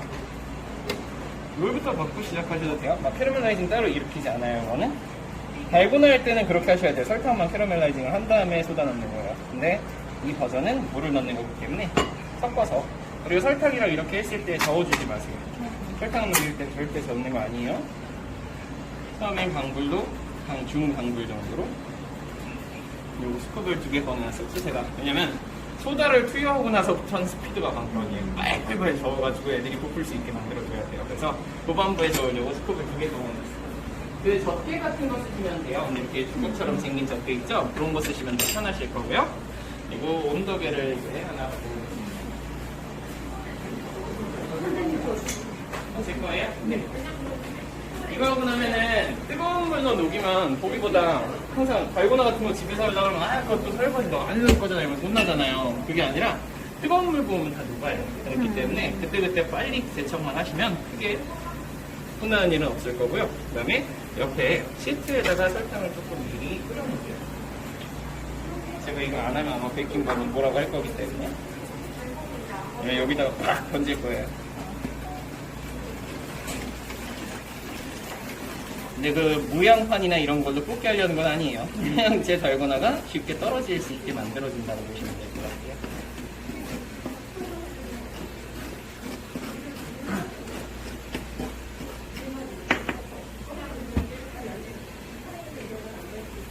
말 그대로 설탕으로 시작해서 설탕으로 끝나는 거죠. 그래서 우유 위에 이것만 녹인 걸 달고나 밀크티라고 해요. 그리고 에스프레소나 설탕한 거를 달고나 라떼라고 하고요. 근데 우리는 에스프레소를 배우는 사람들이고 이제 예전에 달고나 라떼가 원래 유행을 했던 시기에는 어떤 버전이 유행했냐면 카누 6봉에 물 30g에서 10g 정도, 그래서 400번 저으면 만들 수 있는 커피, 이런 식으로 광고를 했었죠. 그 다음에 마지막으로 머신의 메인 화력을 6까지 줄여주세요. 우측 하단의 메인 화력을 6까지 줄여주세요. 네, 받아요. 그리고 화력만 6까지 줄여놓으시고 그대로 펼쳐주세요. 콩들이 좀 평탄화되게. 볼볼 끓이면은 살짝만 물을 줄여주세요. 너무 펄펄 끓이면 이 설탕이 벽에 묻어가지고 타버리면 그 향이 여기 들어가거든요. 너무 많이 과도하게 태우는 건 좋지 않고요. 조금 색깔이 누리끼리 했다 때부터 온도를 재셔도 돼요. 상당히 시간이 좀 걸립니다. 그렇기 때문에, 왜냐면 1인분 만드는 게 아니잖아요. 그리고 처음에 이렇게 결정체된 게 물이 끓듯이 이렇게 진행되지만 수분량이 줄어들수록 점점 쫄깃쫄깃하게 이렇게 막 거품들이 막 비누 거품처럼 밀도가 생기는 걸 보실 수 있어요. 선생님 넘어지면 큰일 나요. 네, 안 돼요. 네. 오셔서 보세요. 괜찮아요. 네. 이따가 제가 이거 프라이팬 저어서 이렇게 팍 던질 땐 다 멀리 가셔야 돼요. 네, 설탕 뜨거운 거 손에 튀면 뜨거운 게 계속 붙어 있어요. 절대로 다치지 않게 조심하셔야 되고. 잠깐 보고 싶었을 뿐이에요. 네. 그래서 이걸 꺼내는 이유는 저는 추억의 달고나를 만들어 보고 싶어요 하시는 분은 여기다가 설탕을 2스푼, 그 다음에 녹이면서, 그 다음에 소다를 여기 끝에만, 진짜 여기 끝에만 이렇게 해서 탁 해가지고 여기 탁 해가지고 모양판은 없어요. 아쉽게도 그거 갖다가 한번 달고나 뽑기를 만들어 보셔도 된다, 이렇게 말씀드릴게요. 물론 당연히 그 다음에 확실히 녹여서 이거는 원래 달고나용이 아니다 말씀을 드렸었죠. 그래서 주물쇠 같은 이만한 놋그릇 같은 거 있잖아요. 그런 걸 원했어요. 이렇게 주걱만한 거. 원래 뭐 이거 이불이 이게 기억이 안 나셔. 안 돼. 이불이 이거 커피. 뭐 하는 도구입니까? 제가 역으로 질문할게요. 커피 그쵸? 이불이 커피 네, 그래. 맞아요. 커피 추출 도구죠. 응. 가장 역사적이고 가장 오래된 도구. 근데 저기에다가 드셔보셨죠? 그렇게 막 좋은 향미가 많이 나오는 건 아니에요. 중간 온도 정도만 한번. 그래서 달 변화가 일어날 때는 색깔이 확실히 변하는 게 보입니다. 근데 현재는 별로 크게 변화가 없죠. 대략 100도에서 110도, 122도 이 정도의 온도꼴일 거예요. 그래서 아직은 크게 변화 주의가 없어요. 오늘 이 크럼블 만드는 거는 직접 해보고 싶다는 팀은 해보셔도 괜찮은데 제가 이미 만든 것 같다가 충분히 가니쉬로 쓰실 수 있을 거예요. 그래서 밀크티 버전은 이거 크럼블로 붙인 거 30g을 위에다 얹어줘요. 되게 많이 들어가요. 근데 밀크티가 아니라 오늘은 우리 라떼를 만들 거기 때문에 얘는 그냥 장식용, 토핑용으로 사용을 할 겁니다. 얘까지 많이 들어가면 달아서 못 먹어요. 그래서 자, 인스턴트 커피 달고나 라떼 레시피 한번 만들어 보신 분 집에서. 오, 직접 해보셨어요? 훌륭합니다. 팔로 하셨어요? 직접 팔로? 네. 블렌더 집에 다 있을 건데. 네. 핸드블렌더 쓰시면 되게 빨라요. 그래서 인스턴트 커피는 물 비율만 딱 정확히 맞추면 한 20초간 블렌더 갖다 치면 그냥 바로 만들어져요. 인스턴트는 물에 잘 녹는 제형이기 때문에. 근데 우리는 여기서 카누 뜯어가지고 만들고 있지 않겠죠, 우리 바리스타인데. 그렇기 때문에 에스프레소 버전으로 만드는 거 배워보실 거예요. 그래서 에스프레소 수분이 적어야겠죠. 인스턴트는 물에 잘 녹으니까 물을 많이 안 부어도 만들 수 있는 게 달고나 라떼인데 에스프레소는 수율이 높아요. 아무래도 물이 많죠. 그렇기 때문에 그 수분이 적을 수 있는 레시피인 리스트레토 더블샷을 사용할 거예요. 무게는 적고 농도는 강한 그 리스트레토 더블을 쓰고 그만큼의 무게를 설탕을 넣어서 절 겁니다. 그래도 차가운 얼음 위에서 젓지 않는 한 잘 안 만들어져요. 왜냐면은 수분량이 높아서. 그래서 그렇게 해서 달고나 라떼를 먼저 그 에스프레소 크림으로 먼저 만든 다음에 토핑으로 얘를 올리는 그런 달고나 라떼 버전을 만든다고 보시면 되겠습니다. 안 올라가죠, 온도가. 내 마음이 급해지면 안 돼요. 원래 대용량 만들 땐 좀 시간이 걸리는 법이에요.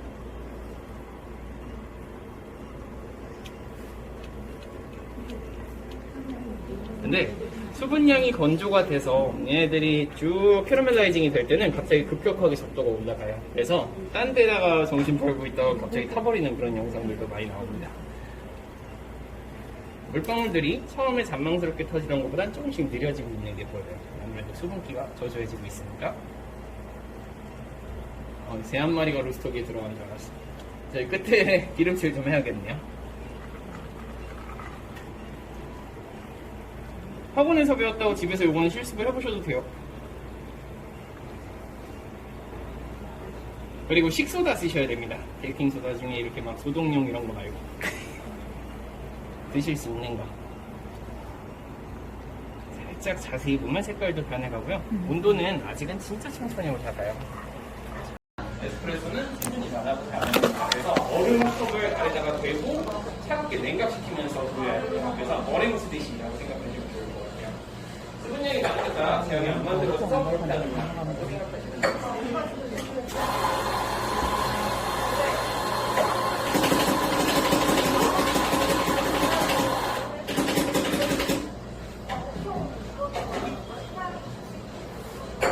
이거 치는 시간도 오래 걸려요. 이거는 그냥 빠르게 만들어지질 않아요. 인스턴트가 훨씬 쉬워요, 진짜.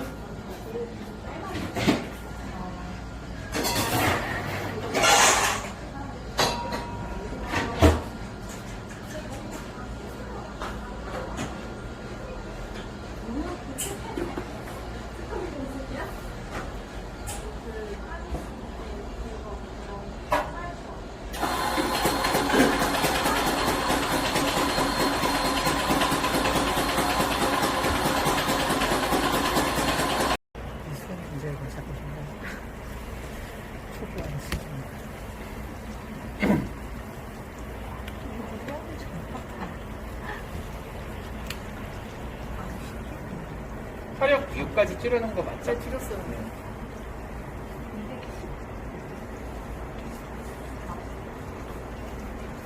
자, 점점 더 뭔가 괴물처럼 천천히 느려지죠.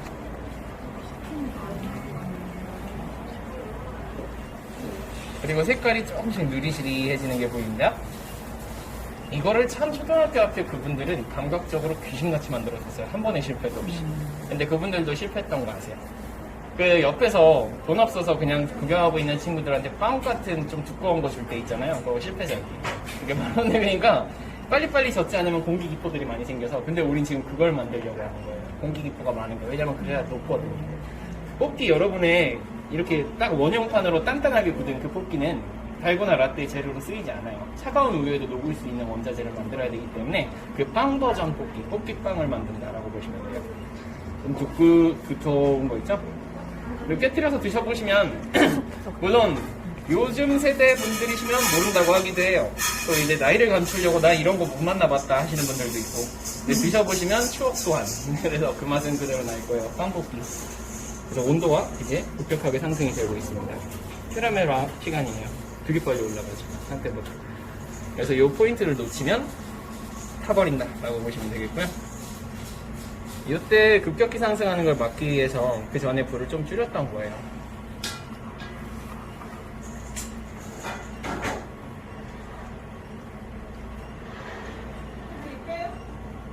네, 이제 바깥으로 빼시고 뚜껑 덮으시고 화력은 아직 6으로 놓을게요. 지금 바로 다음 팀이 수행을 할 수 없으니까.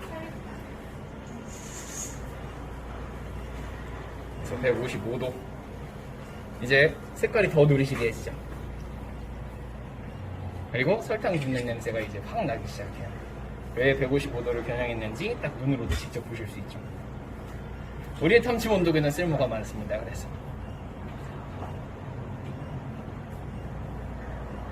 한꺼번에 만들 땐 더더욱이나 큰 냄비를 쓰시게 되겠지만 좀 아래가 넓은 그리고 이런 재질의 냄비를 쓰시는 것을 추천합니다. 확 올라가죠? 그쵸? 이제 갈 변화가 확실히 나오고, 하지만 커피는 원자재는 그래도 깔끔한 색깔이 나와야 되기 때문에 오늘 상태만 이렇게 바로 불을 종료하겠습니다. 자, 지금부터 좀 멀리 떨어지세요.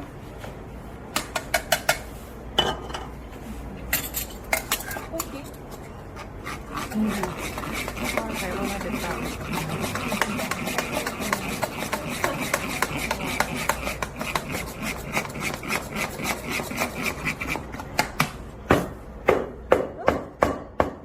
맛있겠다. 맛있겠다. 아니에요. 긁어 먹어야지. 그거는 커피 버전이고 얘는 빵 버전. 아주 부모님한테 팍나 이런 거 하면 혼내야 돼. 뜨거운 물만 부어도 잘 지울 수 있는데 이렇게 해놓고 안 치우니까 이제 등짝을 맞는 거예요. 옛날에 국자 끓여 먹었다고. 아이고 맙소사. 저도 일 벌여놓는 거 싫기 때문에 집에선 아무도 못하게 해요. 근데 그래도 한번 만들어 봐야죠, 진짜. 색깔 이쁘죠? 네. 그래서 이대로 쿨링을 합니다. 공기 중에 아주 빵이 부풀어 올랐죠. 그러면서 이걸 보온가에서 아래다가 얼음을 넣고 빨리 식히는 그런 방법도 있어요. 근데 그러면은 아래쪽이 좀 띄어지질 않아요. 좀 빠르게 냉각이 되고 그래서 자연스럽게 냉각이 될 수 있도록 하시고요. 그리고 이때의 온도가 굉장히 뜨겁기 때문에 항상 이런 게 손에 잠깐 묻어도 이렇게 막을 그런 게 아니니까 엄청나게 뜨거워요. 그래서 절대로 조심할 것. 그래서 초호수와 하기 때문입니다. 선생님, 이 매트 이름은 뭐예요? 네? 이 매트 이름. 베이킹소다 10g, 설탕 200g, 물 100g, 155도 된 다음에 베이킹 10g을 넣어요. 이거 매트 이름. 네? 이거 매트 이름. 아, 그럼 테프론 시트, 이것보다 테프론 시트가 더 좋아요. 테프론 시트는 테프론 그 시트. 빵 이렇게 치는 네. 그 기름지 같은 거 있잖아요. 네. 그런 거가 있으면 좋아요. 아, 그리고 설탕 깔아주셔야 돼요. 안 그러면 나중에 안 떨어져요. 아 기름치에다 이렇게 되는구나. 액체 괴물이 탄생했죠. 얘도 어두운 프로필일수록 좀 더 좋습니다. 온도가 높아서 농도가 더 강하게 나옵니다.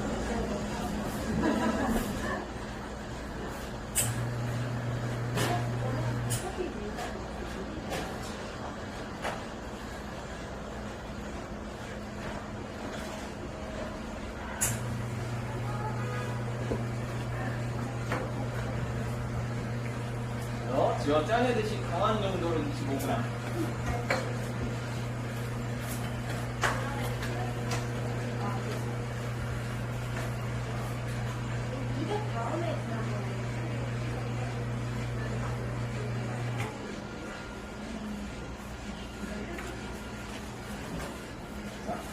여기에 설탕은 1:1.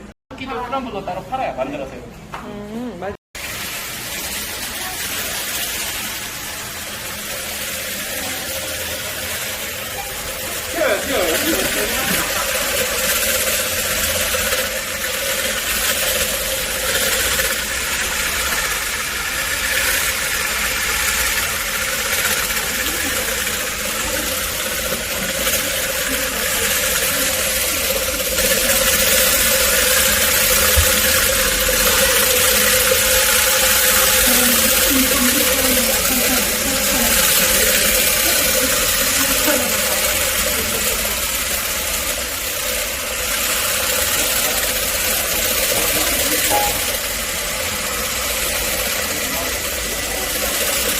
해갈산다 그랬잖아.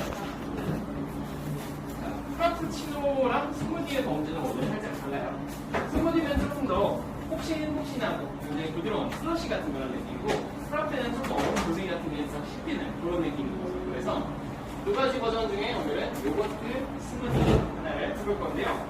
굉장히 간단하고 편리합니다. 원래 블렌더가 들어가는 음료로 여러분들이 딸기잼처럼 수제잼이나 퓨레를 담근다면 더 매력을 발휘할 수도 있는데 그 퓨레 제조사들은요 착평을 해요. 향기를 더 입히는 그런 가공 공정을 하기 때문에 여러분이 과일도 직접 잼이나 퓨레를 담근다고 그들의 맛을 더 뛰어나게 할 수가 없어요. 그렇기 때문에 가급적이면 요거트 스무디는 망고나 이런 것들을 담그실 게 아니라면은 직접 이렇게 퓨레 같은 소품들을 직접 하시는 게 좋습니다. 그래서 일단 가장 유명한 모닝이라는 제주도예요. 너의 이름은 모닝.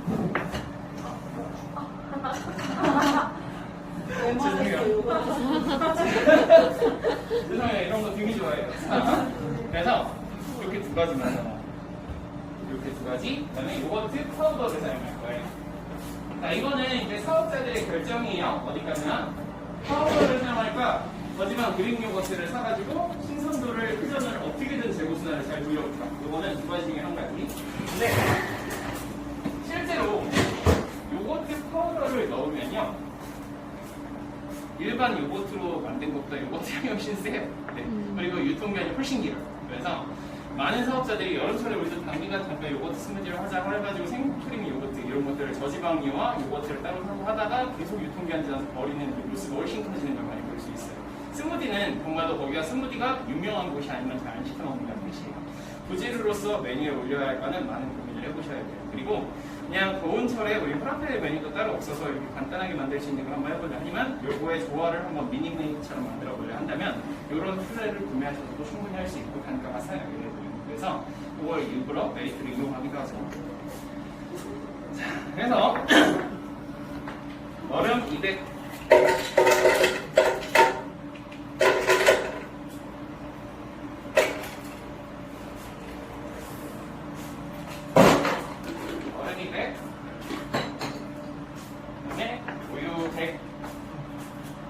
얼음 비율이 더 늘어났죠. 왜? 좀 더 폭신폭신한 그런 제형을 파우더랑 퓨레가 만들어주기 때문에. 그래서 우유는 100.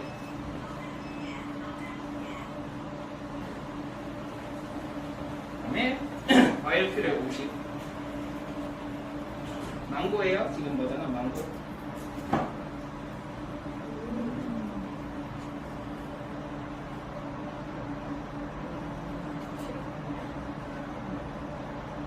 오, 50.4.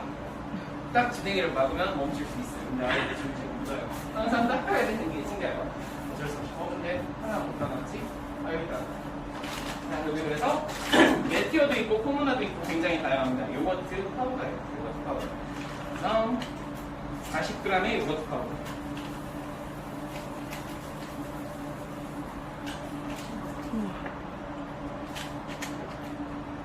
일단 빨리 저울에서 내리는 45g. 요거트는 좀 셀프를 넣고 내야 됩니다. 자, 그대로 결합해서 하시는데 아무리 그 전에 블렌더를 깔끔하게 닦았고 그래도요, 여기다가는 한번 물을 묻혀서 결합해주세요. 왜냐면 진공을 거는 역할도 해요. 그렇기 때문에 한번 위에 부분을 꼭 결합판에 헹궈서 결합해서 마찬가지로 하이프레스로 돌리는데 얼음이 어제보다 많죠. 중간에 멈추는 순간들이 많이 와요. 요거트 스무디. 그래서 멈추는 순간만큼은 마이너스 하셔야 돼요. 얘도 15초예요. 15초인데 중간에 멍 하면서 이렇게 안 갈리고 있다. 그럴 때를 무시하고 다시 꺼내서 흔들어주고 다시 끼워서 달고 이런 식으로. 하이프레스 15초 정도.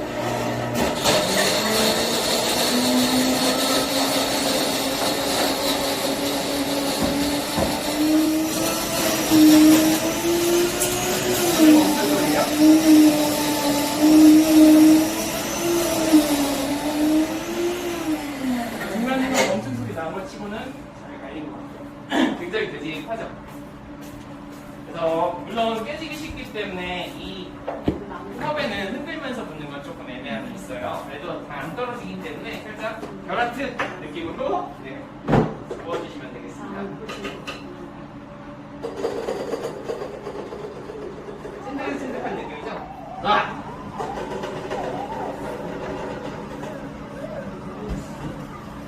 이렇게 해서 나눠 드시면 되는데 아마 보통 이러면서 한꺼번에 나올 거예요. 그렇기 때문에 여기서 스푼으로 이렇게 떠서 이렇게 한번 소분해서 같이 드시는 그런 식으로 드시면 좋고요. 옆에만 살짝 한번 볼게요.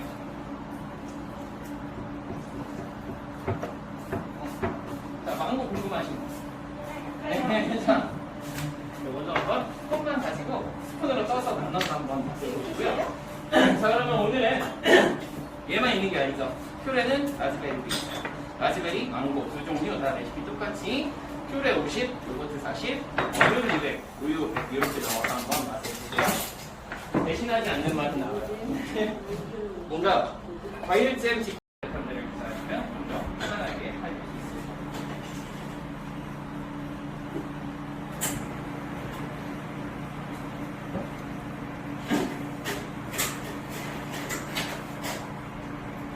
스팀 밀크는 소스나 이런 게 들어간 게 양이 더 많기 때문에 220에서 200 많습니다. 많이 쓰실 게 없어요.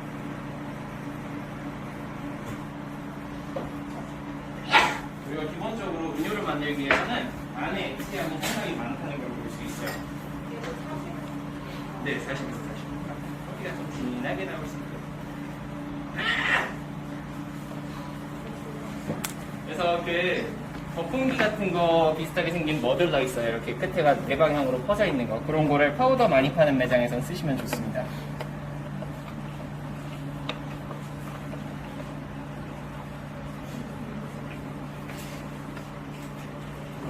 최대한 잘 녹여주시고 스팅을 써요. 우유량 많이 쓰실 필요가 없어요.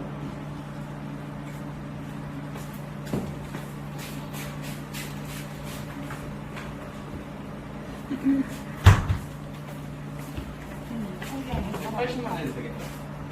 잔이 좀 더 큰 잔을 좋아할 수 있어요. 그러면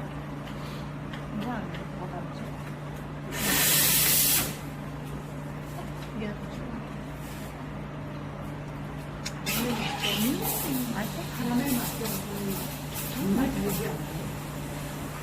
카페에서 먹어보면 달달한 사고 거품 담고 드라마에 가서 입술을 닦아야 되는데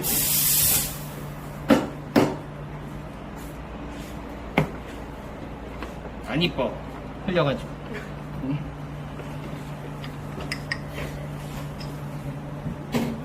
그것도 있을지 그쪽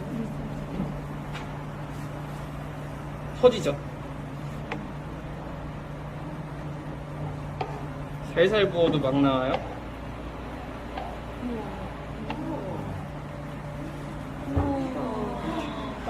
그러면 카페 모카. 네.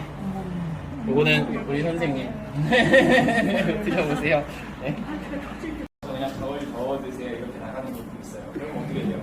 빨대 꽂아서 먹을 때 쪼꼬쪼꼬 우유 팍 이렇게 먹어야 돼. 그래서 저어도 차가우니까 빨리 결정돼요. 가급적이면 물론 이쁘진 않아요. 그라데이션이 이뻐야만 하기 때문에 가급적이면 그나마 그라데이션 잡으면서 음료를 만들어 주실 땐 컵엔 얼음만 채워요. 그리고 우유만 받아요. 그 다음에 에스프레소에다 초콜릿 소스를 직접 받아가지고 에스프레소로 녹인 다음에 위에 그라데이션 퍼지면서 이렇게 제공하시는 게 훨씬 좋을 거예요. 아이스에서는 따뜻한 거에 따뜻하셔서 제공을 하시면 됩니다. 잘 녹여서. 자, 초콜릿 소스는 일단 한 번에 떨어질 때 양이 많이 나오기 때문에 조심해 가보세요. 안 놀랬어요? 자. 초콜릿 소스 20g, 파우더 15g 사용하겠습니다. 네, 소스 20g. 그 다음에 오늘 소스는 떨어질 요 잔량을 받기 위해서 여기에다가 컵을 배치해 놨습니다. 그냥 하셔서 여기다가 저울 갖고 대신에 계셔요. 랩핑에는 초코 모카 파우더.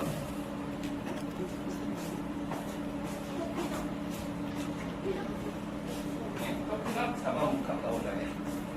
요거 빅트레인에서 팔아요. 얘도 빅트레인 제조사 거예요. 네, 자바칩도 같이 들어가 있어요. 자바, 소피넛, 모카. 네. 네, 두 가지가 다 섞여 있어요. 초코볼도 같이 들어가요, 지금. 네, 가급적이면 초코볼은 없는 상태로 그런 제품을 쓰시는 거 좋아요. 근데 풍미를 위해서 15g. 파우더 15, 소스 20이에요. 그냥 여기다 에스프레소 더블을 바로 받을 거예요. 그냥 녹을 수 있게.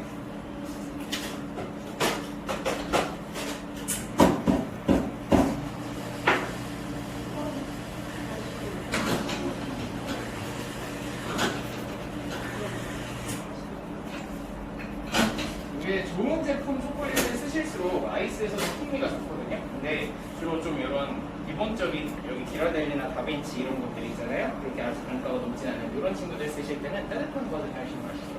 그래서 네스픽 제티 따뜻한 우유 그런 버전으로 만드시면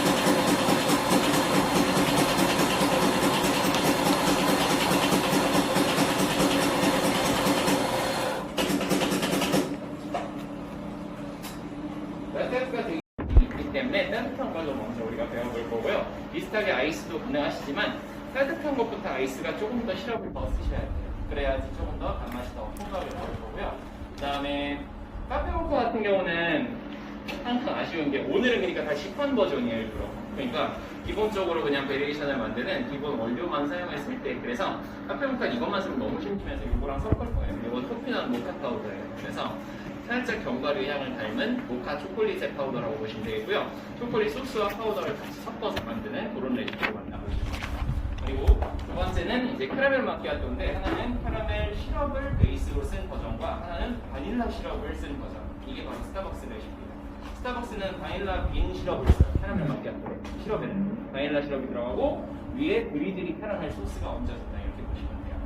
많은 업체들마다 다 달라요. 캐러멜 마키아토 캐러멜 시럽을 쓰는 곳들도 많아요. 근데 캐러멜 시럽이 들어간 라떼는 그 맛과 향 자체가 캐러멜이랑 굉장히 달라요. 그래가지고 주로 부드러운 그냥 조화를 만들 땐 시럽을 바닐라를 많이 넣습니다. 실제로 캐러멜 마키아토인데 들어가는 시럽은 바닐라인 거고 그리고 위에 드리즐만 캐러멜 입에다 담는 그것만 드리즐로 하는 경우가 많아요. 그래서 그건 선택이에요. 아니야 나는 캐러멜 그 원료 자체를 좋아하기 때문에 시럽도 모두 사용하셔도 좋아요. 일단 첫 번째 따뜻한 음료는 그냥 여기다가 시럽을 먼저 받아요. 근데 마키아토는 일단 라떼와 카푸치노랑은 다르게 커피를 먼저 붓지 않아요. 그러니까 우유를 먼저 부은 다음에 커피로 중앙에 점을 찍듯이 표현을 합니다. 그래서 마키아토라는 이름을 갖고 있는 거예요. 점, 원료 부분이 흔적이라는 뜻이에요. 그래서 거기서 완전 끝나지만 드리즐을 이제 얹어주는 베리에이션의 기타 범주이기 때문에 캐러멜 마키아토는 드리즐을 가니쉬로 얹어주시면 되겠고 에스프레소 마키아토는 원래 여기다 만들어주는 거예요. 스팀 밀크랑 그냥 에스프레소만 부어서 그냥 거기다가 라떼아트 점 딱 찍어주면 그게 마키아토 원료 부분이 흔적이라고 표현을 하는 겁니다. 자, 그래서 바닐라 시판되는 시럽 경우에는 20에서 25ml 정도를 집어넣어 주시면 돼요. 단맛은 너무 세지 않게 가보죠. 어차피 소스도 위에 드리즐로 가니쉬를 하니까요. 두 가지의 단맛이 같이 조화를 이룰 걸 생각을 하셔야 돼요. 펌프는 주로 15ml 펌프를 봅니다. 여기. 그래서 이렇게 짜보시면서 한번 무게도 재보시면 될 것 같아요. 여기까지 한 번에 쭉 한다면 두 펌프 정도면 충분히 나옵니다. 그래서 저는 일단 20.2g 정도의 시럽을 담아주겠습니다. 그 다음에 여기에다가 이제 스팀 밀크를 먼저 붓고 에스프레소를 나중에 투하한다라고 보시면 되겠어요. 에스프레소는 이렇게 베리에이션용 음료로 쓰실 때는 40에서 45g 정도의 산출량을 가져가시는 게 좋아요. 기본적으로 36g 정도를 아메리카노나 에스프레소 싱글샷에 쓴다면 좀 더 많이 받아서 우유를 뚫고 나오는 커피의 쓴맛과 진한 맛을 표현할 수 있도록 용해도를 높일 수 있게 산출해내는 무게를 좀 더 받아낸다라고 보시면 돼요. 그리고 가급적이면은 저런 16g 바스켓보다는 좀 더 용량을 많이 담을 수 있는 사이즈의 바스켓이 있어야 최소한 이런 잔들에서 충분히 커피를 느낄 수 있는 농도를 만들어낼 수 있어요. 그래서 20g, 21g, 24g 굉장히 다양하게 쓰죠. 주로 큰 컵 매장일수록 바스켓 사이즈입니다. 이렇게 보시면 될 것 같아요. 그래서 커피를 먼저 붓습니다. 자, 얘네 크레마가 조금 죽는 거를 너무 걱정하실 필요는 없어요. 아메리카노처럼 크레마 이렇게 띄워질 건 아니니까요. 그래서 이럴 때는 이 벨 크리머라는 재료를 많이 써요. 벨 크리머. 자, 여기에다가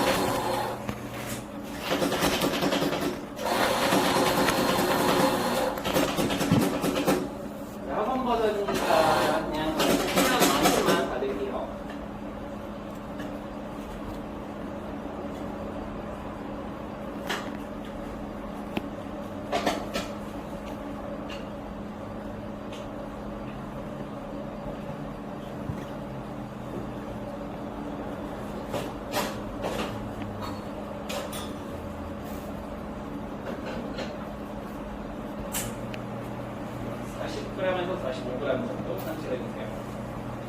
그 다음에 스팀밀크는 여기에다가 우유를 받을 양을 대략 240에서 250g 정도. 많이 받지 않습니다.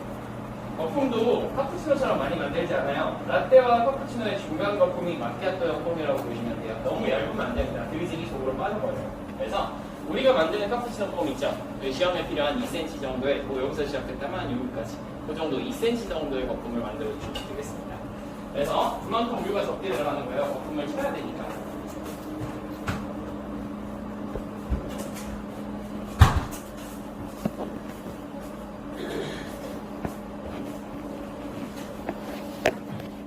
그래서 240g 넣어보도록 하겠습니다.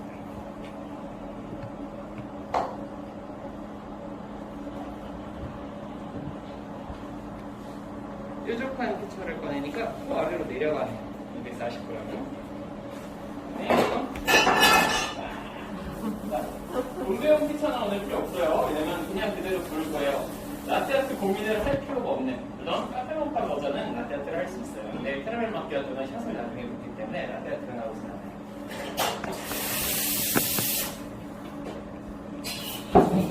거품지면은 2cm 정도 카푸치노, 라떼 말고 그림 화려하게 그릴 거야, 그렇게 얇게 만들던 것보다는 조금 더 하는 시간을 가져가야 된다고 보시면 돼요.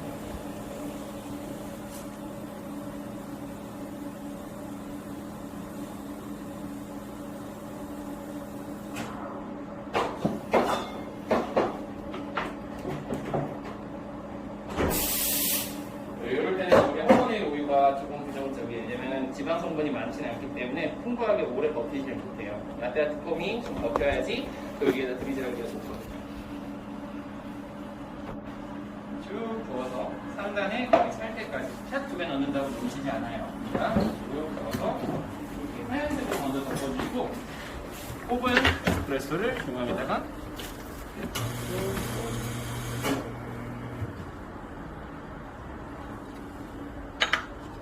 그래서 이렇게 한 상태에서 이제 드리즐 가니쉬를 하시면 되겠습니다. 카라멜만 얼른 올려야 되지만 오늘 아니야 난 작품 만들래 그러면은 색깔 혼합해가면서 쓰면 괜찮아요. 하얀 도화지를 봤으면 뭐 해야 돼요?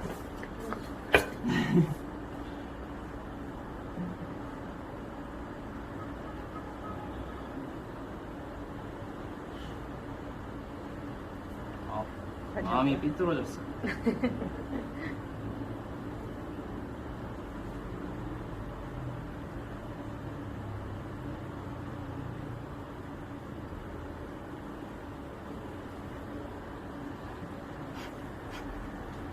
모기향도 아니고.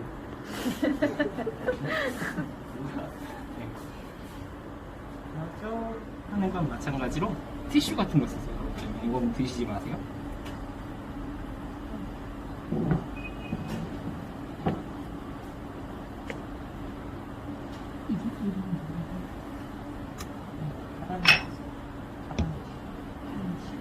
지금 위에 뿜은 거요?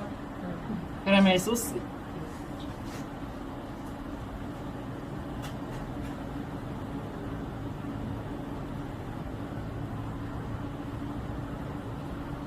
한번 해보신 패턴이죠? 근데 실제로 이렇게 그려줄까요? 아니요. 어떻게 해요? 이렇게. 벌집! 네, 그렇게만 해주셔도 돼요. 입술에 닿는 캐러멜 소스가 먼저 달콤함을 느끼게 하고 속에 있는 바닐라 라떼를 먹는 거랑 비슷한 거죠, 이 버전은. 그래서 이렇게 완성을 해주시면 되겠습니다. 간단해요. 그래서 입술에 드리즐이 닿으면서 속에 달콤한 커피 우유가 이제 같이 들어오는 그런 음료라고 보시면 되겠습니다. 어렵지 않죠?